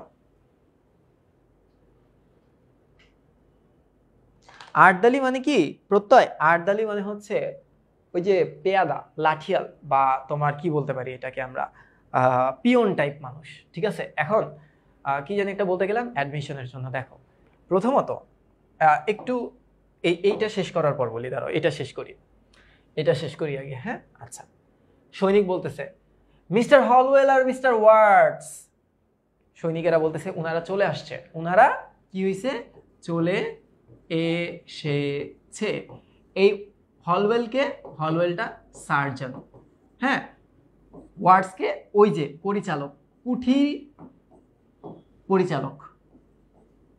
হ্যাঁ আচ্ছা, কিলপ্যাট্রিক বলতেছে গড গ্রেসিয়াস, বাঁচাইছে আমাদেরকে। কিভাবে? হলওয়েল সকলের উদ্দেশ্যে গুড মর্নিং টু ইউ, সকলের সাথে হ্যান্ডশেক করলো। ওয়ার্ডস কোনো কথা না বলে সকলের সঙ্গে করমর্দন করলো। মহিলাটি একটু ইতস্ত হলো, যে মহিলাটা ঝাড়তেছিল, যে ড্যাম ইওর হ্যান ত্যান, এই বেড়া, ওই মহিলাটা। আচ্ছা, অন্যদিকে চলে গেল। ড্রেক বলতেছে বলো, খবর বলো Holwell, what happened, please tell us. উৎকণ্ঠায়, টেনশনে নিঃশ্বাস বন্ধ হয়ে এলো যে, আমরা তো টেনশনে, কি করলো নবাব তোমাদের সাথে? হলওয়েল বলতেছে মুর্শিদাবাদে ফিরেই নবাব আমাদেরকে মুক্তি দিয়ে দিয়েছেন। অবশ্য নানা রকম ওয়াদা করতে হয়েছে, নাকে কানে খত দিতে হয়েছে। এই যা নাকে কানে খত মানে অনেক ধরনের শাস্তি, ধরো নাকটারে দেয়ালের সাথে ঠেকা রাখতে হয়েছে, হাত এমন করে পিড়াইছে, এরকম একটা সিচুয়েশন। হ্যাঁ, মুরগি বানায় রাখছে, এরকম। এটা মজা করে বললাম আর কি। ড্রেক, কলকাতায় ফেরা কি যাবে এখন? হলওয়েল বলতেছে না। ওয়ার্ডস বলতেছে আপাতত না, কিন্তু ধীরে ধীরে হয়তো একটা ব্যবস্থা হয়ে যাবে। কিলপ্যাট্রিক, কি ব্যবস্থা হবে? হোয়াট? ওয়ার্ডস বলতেছে অর্থাৎ মেজাজ বুঝে যথাসময়ে কিছু উপঢৌকন বা গিফট সহ হাজির হয়ে আর একটা সম্পর্ক গড়ে তোলা সম্ভব হবে। যে তোমরা একটু সুযোগের অপেক্ষা করো। নবাবের মন যখন ঠান্ডা হবে তখন আমরা তাকে গিফট পাঠাবো, তার মনটা আবার জয় করব এবং আমরা আবার প্রবেশ করার অনুমতি পাবো। ড্রেক, তার জন্য কতকাল অপেক্ষা করতে হবে কে জানে? হলওয়েল, একটা ব্যাপার স্পষ্ট বোঝা যাচ্ছে, দেখুন বুঝার চেষ্টা করুন।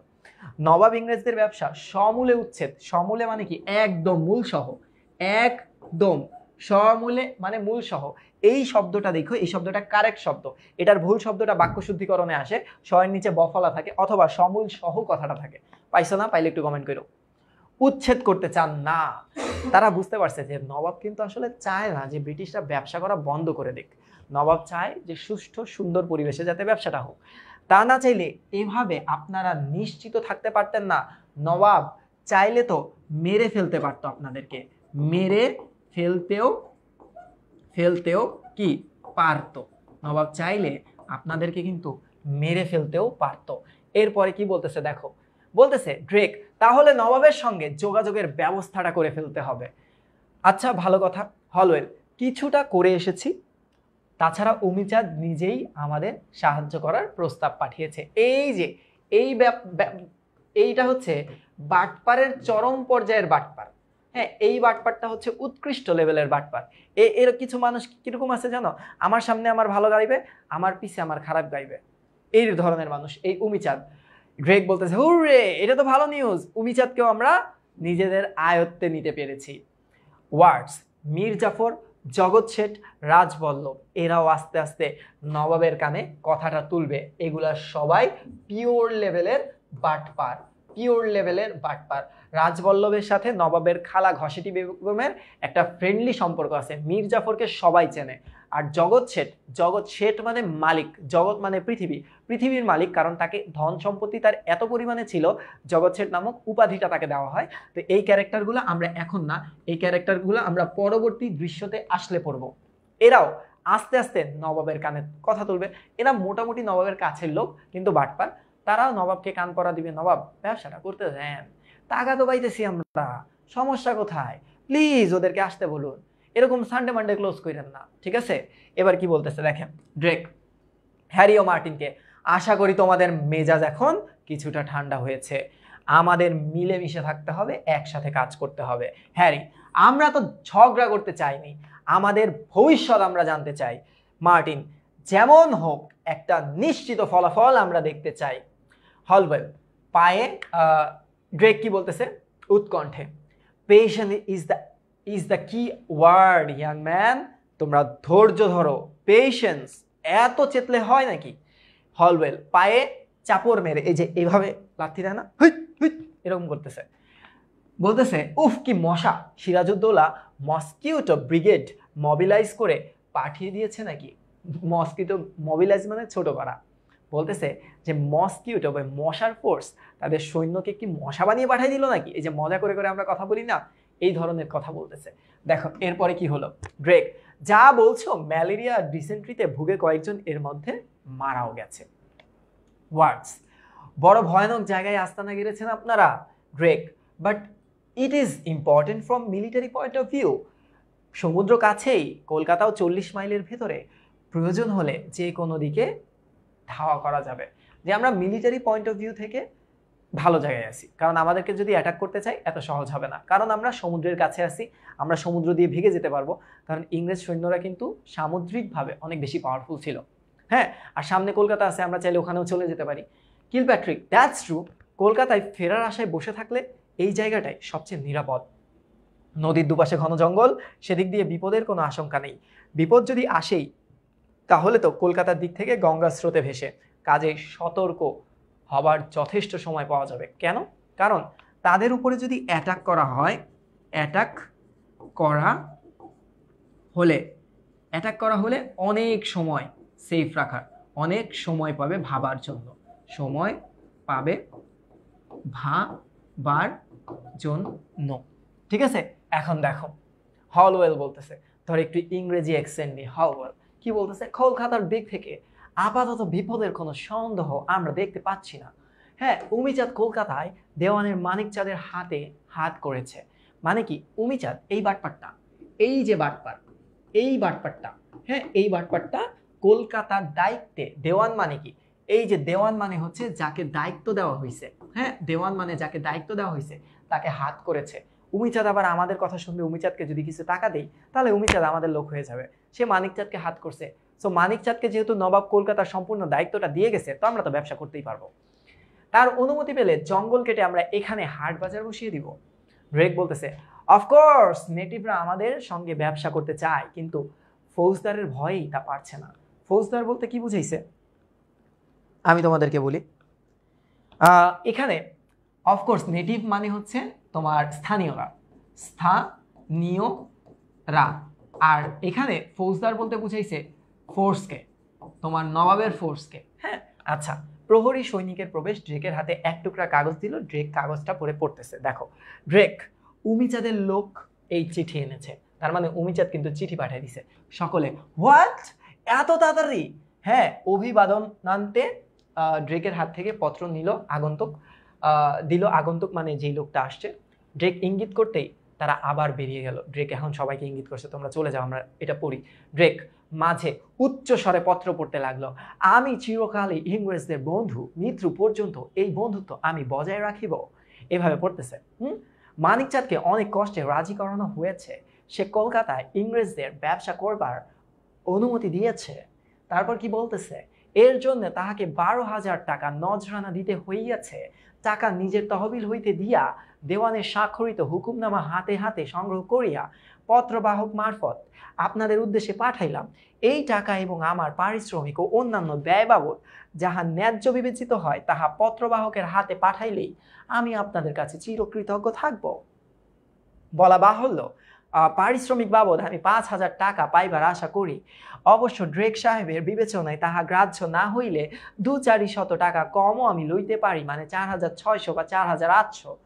কোম্পানি আমার ওপর 16 আনা বিশ্বাস রাখিতে পারেন। সুদূর লাহোর হইতে আমি বাংলাদেশে আসিয়াছি, অর্থাৎ উপার্জনের জন্য যেমন আসিয়াছেন কোম্পানির লোকেরা, কাজের উদ্দেশ্যের দিক দিয়া বিচার করিলে আমি আপনাদের সমগোত্রীয়।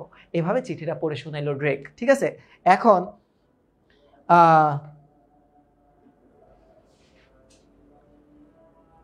ঠিক আছে, এইভাবে সে পইরা শুনাইছে। পইরা শোনানোর পরে কাহিনীটা কি হয়েছে, কাহিনীটা আমি তোমাকে বলি।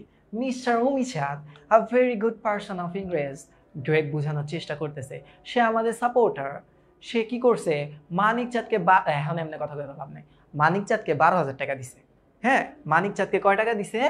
মানিকচাঁদকে হাতে করার জন্য, মানিকচাঁদকে হাতে হাতে করার জন্য নগদ কত টাকা দিছে? নগদ 12,000 টাকা, তখনকার 12,000 টাকা। হ্যাঁ, এর সাথে প্লাস 5,000 টাকা, মানে মোট 17,000 টাকা। 5,000 টাকা কি তার মাইনে হিসেবে নিতে চাইতেছে, যে আমি এই কাজটা করে দিছি, আমাকে টাকা দিবেন না, এই টাকা। কিন্তু অ্যাকচুয়ালি উমিচাঁদ মানিকচাঁদকে এত টাকা দেয় না, এটা বানোয়াট একটা কথা। সে পুরো টাকাই নিজের পকেটে ভরবে। এখন কি বলতেছে ইংরেজদের বন্ধু আমি, কারণ আমি লাহোর থেকে আসছি ব্যবসা করার জন্য। উমিচাঁদ একটা নামি দামি লোক, এই নবাবের রাজমহলের কেউ না, কিন্তু এ নবাব একে চেনে, এর কারণ হচ্ছে ব্যবসায়ী। তার মূল ধান্দাই হচ্ছে ব্যবসা করা বা টাকা কামানো। দেখো আরেকটু পরেই, এই perfect scoundrel is this Umichand, এই ব্যাটাই তো একটা স্ক্যান্ডেল। হ্যাঁ, এই ব্যাটাই তো, মানে এটা একটা গালি। ধরো এই লোকটা একটা বাটপারের বাটপার। ধরো ওই যে মাঝে মাঝে গালি দেয় না, এইটার বাচ্চা, এই তুই একটা পান্ডার বাচ্চা, এই তুই একটা লায়নের বাচ্চা। এত সুন্দর তো গালি দাও না তোমরা, এই তুই একটা ওইটার বাচ্চা, এই ধরনের বলো না, এরকম একটা গালিমালি দিছে হলওয়েল। কিন্তু উমিচাঁদের সাহায্য তো হাতছাড়া করা যাচ্ছে না এখন। এই লোকটা খারাপ বুঝছি, এই লোকটা একটা পান্ডার বাচ্চা, okay fine, I agree, but এখন তো হাতছাড়া করেও উপায় নাই, আমরা তো ঠেকে গেছি। Words even when it is true costly, যে এটা আসলেই অনেক দামি একটা ডিল, এটা অনেক দামি ডিল, কিন্তু আমাদের তো এই ডিলটা মানতেই হবে। সেই তো মুশকিল, ওর লোভের অন্ত নাই। মানিকচাঁদের হুকুমনামার জন্য 17,000 টাকা দাবি করছে। আমি হলফ করে বলতে পারি 2,000 টাকার বেশি মানিকচাঁদের পকেটে যাবে না, বাকি টাকা যাবে উমিচাঁদের তহবিলে। ধান্দা ওরাও চিনে ড্রেক। হলওয়েল বলতেছে কিন্তু কিছুই করার নাই, উপযুক্ত অবস্থার সুযোগ পেয়ে কেন আমরা ছাড়বো? Okay, it's fine, it's costly, but we need to accept it. এবার কি বলতেছে ড্রেক, দেখি টাকাটা ওর লোককে দিয়ে বিদায় করে দেই। ওয়ার্ডস শুধু উমিচাঁদের দোষ দিয়ে কি লাভ হবে? ওখানে মীর জাফর, জগৎ-শেঠ, রাজবল্লভ, মানিকচাঁদকেও হাত পেতে নেই, সবাই হাত পাইতে আছে। হ্যাঁ, শুধু উমিচাঁদকে দোষ দিয়ে তো লাভ নাই। কিল প্যাট্রিক বলতেছে 10 দিকে 10টা হাত ভর্তি করতে হিমশিম খেয়ে যাচ্ছে ইংরেজ, ডাচ আর ফরাসিরা, যে সবাইকে টাকা দিয়ে হাতে রাখতেছে। হলওয়েল কিছু না, হাজার হাজার হাত থেকে 10 হাত বোঝাই করতে আর কতটুকুই বা সময় লাগে? বিপদ যেখানে নয়, বিপদ হলো বখরা নিয়ে মতান্তর ঘটলে। বলতেছে আমরা 10 হাত পূরণ করে দিব, সবাইকে টাকা দিব, কিন্তু তারা যদি নিজেদের মধ্যে গ্যাঞ্জাম লাগায় ভাগ বাটোয়ারা করার জন্য, তখন তো বুঝেই যাবে নবাব যে এগুলো তো আমরাই চালাইতেছি। ড্রেক উমিচাঁদের চিঠি বার করে, আর একটা জরুরি খবর আছে উমিচাঁদের চিঠিতে। শওকত জংহ, যাকে আসলে রাজা করতে চায় ঘসেটি বেগম, এগুলো সম্পর্কে আমরা জানবো। সঙ্গে সিরাজউদ্দৌলা লেগে গেছে, বলে যে এই দুইজনের ভিতরে গ্যাঞ্জাম লেগে গেছে। হ্যাঁ, এই সুযোগ নেবে মীর জাফর, রাজবল্লভ, জগৎ-শেঠের দল, তারা শওকত জংহকে সমর্থন করবে। তার মানে দেখো নবাবের বিরুদ্ধে সবাই চলে গেল। হ্যাঁ, সবাই কিন্তু নবাবের বিরুদ্ধে চলে গেছে। দেখো ওয়ার্ডস বলতেছে খুব স্বাভাবিক, শওকত জংহ যখন নবাব হবে সকলের উদ্দেশ্যই হাসিল হবে। ভাং খেয়ে নাচপালিদের নিয়ে সারাক্ষণ সে পড়ে থাকবে, আর উজির ফৌজদাররা যার যা খুশি তাই করতে পারবে। কথাটার অর্থ নবাব সিরাজউদ্দৌলা এখন নবাব আছে, একটা সিস্টেমে আছে, বাট শওকত জংহ যখন নবাব হয় সে তো মাতাল, ভাং খায় পইরা থাকে, ভাং খায় মেয়েদের সাথে ডিস্কো ড্যান্সিং করে। হ্যাঁ, ডিস্কো ড্যান্সিং, হ্যাঁ, সাকি সাকি গানে নাচে। এরপরে বলতেছে এই লোক রাজা হইলে যে কি হবে এটা আমাদের সবার জানা আছে। সুবিধাটা কি, যে সবাই নিজের মনমতি মতো কাজ করতে পারবে। ব্রেক, আগে ভাগেই তার কাছে আমাদের ভেট পাঠানো উচিত বা গিফট পাঠানো উচিত বলে মনে করি, যে তাকে আমরা আগে থেকে হাত করে ফেলি। পরবর্তী নবাব কিলপ্যাট্রিক, আই সেকেন্ড ইউ ওয়ার্ডস, তা পাঠান, কিন্তু সন্ধে হয়ে গেল যে এখানে বাতি দেবে না। ব্রেক, অর্ডারলি বাতি লে আউট, মানে অর্ডার করতেছে বাতি নিয়ে আসার জন্য। হলওয়েল, নবাবের কয়েদখানায় থেকে এই দুদিনে শুকিয়ে মরুভূমি হয়ে গেছি, আপনাদের অবস্থা কি ততটাই খারাপ নাকি? Break, not so bad I hope. Break, peg লাগাও, মানে মদ কই, মদ লাগাও, মদ খাই একটু। আমি কিন্তু বলিনি, এটা ড্রেগের কথা, হ্যাঁ আমি কিন্তু বলি নাই। আচ্ছা, এবার কি বলতেছে? বলতেছে নেপথ্যে জাহাজ আসছে 4 জনে সমস্বরে। কোথায়? From which side? নেপথ্যে সমুদ্রের দিক থেকে জাহাজ আসছে 2খানা, 3খানা, 4খানা, 5খানা জাহাজ, সবই কোম্পানির জাহাজ। ওরা খুব খুশি হয়ে গেছে। হ্যাঁ ব্রেক, কোম্পানির জাহাজ, must be from Madras, let us celebrate, hip hip hurray, hip hip hurray. বলো বুঝছো কিনা?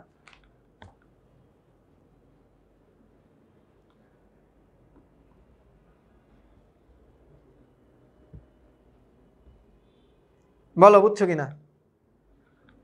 দেখো আমি কিন্তু একটা লাইনও বাদ দিই নাই, আমি প্রত্যেকটা লাইন তোমাদেরকে খুব ভালো মতো বলার বা বোঝানোর চেষ্টা করতেছি, ঠিক আছে? বলো বুঝা গেছে? বুঝা কি গেছে? সো আমি এই পর্যন্তই রাখবো আজকে, স্বাভাবিক 3টা তো হলো না, সমস্যা নেই। আমি 4টা ক্লাস প্ল্যান করছিলাম, 5টা বা 6টা ক্লাসে যাবে, প্রতিদিনই পড়াবো, প্যারা নেই। হ্যাঁ প্রতিদিনই সকালে পড়াবো, সমস্যা নেই। একটু খেয়াল করো, এই জায়গায় যে ক্যারেক্টারগুলো আছে, হ্যারি এবং মার্টিন, এরা হচ্ছে কর্মচারী। হ্যারি এবং মার্টিন কি? এরা হচ্ছে কর্মচারী। একটু খেয়াল করো, এরা কর্মচারী। কিলপ্যাট্রিককে, এটা হচ্ছে সেনাবাহিনীর মেজর। ড্রেক হচ্ছে গভর্নর, কলকাতার গভর্নর, ফোর্ট উইলিয়াম দুর্গের গভর্নর। ইংরেজ মহিলা, এটা একটা সাধারণ মহিলা যে জ্ঞানজাম করে, সাধারণ মহিলা। আর কিছু সৈনিক তো আছে এর সাথে। হলওয়েলকে তোমরা চিনো, তিনি হচ্ছে সার্জন। আর ওয়ার্ডস তোমরা জানো যে হচ্ছে তিনি কুটির এর পরিচালক ছিল, পরিচালক। আর আর্দালি মানে হচ্ছে পিয়ন। আর্দালি মানে কি? আর্দালি মানে হচ্ছে পিয়ন। বলো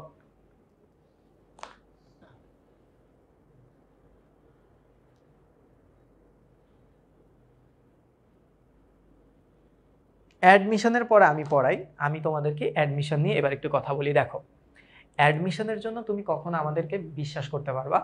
যখন আমরা একটা খুব সুন্দর সিস্টেম ডেভেলপ করে তোমাদেরকে সার্ভিসটা দিতে পারবো। তোমাদের EBI 1-এ আমাদের যে ব্যর্থতাগুলো ছিল প্রত্যেকটা আমরা মেনে নিয়ে যে ভুল ত্রুটি করছিলাম সেগুলো সমাধান করার জন্য আমরা আলাদাভাবে একটা ওয়েবসাইট লঞ্চ করছি, তোমরা জানো। হ্যাঁ তোমাদেরকে আমি সিস্টেমটা একটু বুঝাই দিই, তোমরা কিন্তু খুব ভালো মতো জানো। দেখো এই সিস্টেমটা আমি ডেভেলপ করতে চাইতেছি পরবর্তীর জন্য। দেখো এই জায়গায় আমি যদি তোমাদেরকে FTEBI-টা আরেকবার দেখাই, এবার আমি তোমাদেরকে অ্যাডমিশনের আইডিয়াটা দিতে পারবো। দেখো শুরুতেই ওখানে সার্চ দিলে পাবা FT অ্যাডমিশন, এখনো হয়নি। এই যে আমাদের EBI-তে নতুন EBI কতটা গোছালো, যারা জয়েন করছে তারা জানে যে প্রত্যেকটা জিনিস এখানে দেওয়া থাকে, যে শেষ ক্লাস কবে ছিল, পরের ক্লাস কি হবে, পরীক্ষা সব কিছু এখানে কিন্তু সাজানো গোছানো থাকে। তো ঠিক সেভাবে আমি কিন্তু এক্সাম যে প্লেলিস্টটা ওদের জন্য যেটা বানাইছিলাম সেটা কিন্তু তোমাদেরকে দিয়ে দিছি। তো অ্যাডমিশনের জন্য আমি যখন এই সিস্টেমটা তৈরি করে ফেলবো, এবং তোমরা এখানে একটা জিনিস দেখবা যে ওদের জন্য যে প্র্যাকটিস শিটগুলো যায়, সেই প্র্যাকটিস শিটগুলো কিভাবে যায়, এবং ক্লাস কখনো লেট হচ্ছে না, ক্লাস মিস যাচ্ছে না, এইগুলা আমরা নিশ্চিত করতে পারছি। তোমাদেরকে জাস্ট একটা প্র্যাকটিস শিট দেখাই, তাহলে তোমরা আইডিয়া করতে পারবা যে এই সিস্টেমটা আমি অ্যাডমিশনের জন্য ডেভেলপ করতেছি, ঠিক আছে? তোমরা বিশ্বাসের জায়গাটা রাখতে পারো। দেখো EBI-তে 1 মাসের ভিতরে 2200 স্টুডেন্ট হয়ে গেছে, আর তোমাদের হয়েছিল 10 মাসে 4000। সো গ্রোথটা আল্লাহর রহমতে ভালো। এখন একটু দেখো এই যে বাংলা, হ্যাঁ এই যে বাংলা প্রথম পত্র, এখন পর্যন্ত আমি এগুলা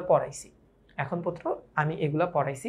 তোমাদেরকে যদি একটু দেখাই যে ওদের যে প্র্যাকটিস শিটটা দেওয়া হয়, একটা প্র্যাকটিস শিট দেওয়া হয় সলভ ছাড়া প্র্যাকটিস শিট দেওয়া হয়, নর্মাল প্র্যাকটিস শিট, যাতে ওরা ক্লাসের আগে, আমি এগুলো ওপেন করে দিব যাতে ওরা ক্লাসের আগে এগুলো বের করে রেখে দিতে পারে।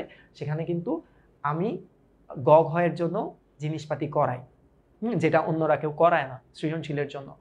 এখানে করার পর দেখো সব জায়গায় বাংলা দ্বিতীয় পত্রের অংশ স্লাইডে এখন আর রাখি না, যাতে প্রিন্ট আউটটা করতে পারো। এরপরে সলভ সহটাও আমি দিয়ে দিই, দেখো ক্লাসে আমি নিজে নিজে ধরে ধরে সলভ করাই।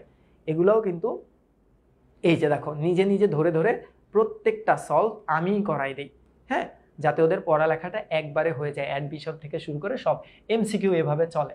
তো তোমাদের জন্য যখন আমি এই সিস্টেমটা একদম ডেভেলপ করতে পারবো, কারণ অ্যাডমিশন তো, অ্যাডমিশনের পরীক্ষাগুলো আমাদের একটা টপিকের 5-6 লেয়ারের পরীক্ষা হবে, তোমাদের সব কিছু হবে। এই কারণে আমি এইচএসসি 25 ব্যাচকে ধরছি যে আগামী বছর মধ্যে ক্লাস শুরু করার আগেই সব কিছু যখন আমার অন এয়ার হয়ে যাবে তখন আমি নেমে পড়তে পারবো।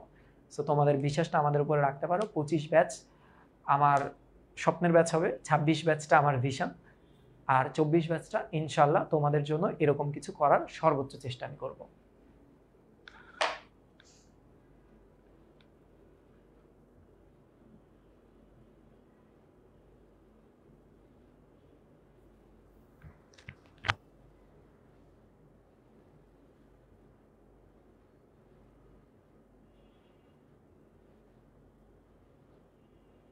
ওকে, তাহলে প্রতিদিন আমরা সকালে পড়বো। আজকের ক্লাসটা কেমন লাগছে তোমরা এখন তো নোট করার জন্য আসলে তোমাদেরকে প্রেশারও দিতে পারি না, 1 মাস পর পরীক্ষা। তো তোমাদের ভালো লাগলে আমাদেরকে একটু গ্রুপে জানাও, একটু অ্যাপ্রিসিয়েট করো। তো থাকো, ভালো থাকো, সুস্থ থাকো। দেখা হবে ইনশাল্লাহ আগামীকাল। আমি ঘোষণা দিয়ে দিব, এই 40-50 জন থাকলেই হবে। আমরা এভাবে ধরে ধরে সবগুলা পড়বো। হ্যাঁ, আসসালামু আলাইকুম।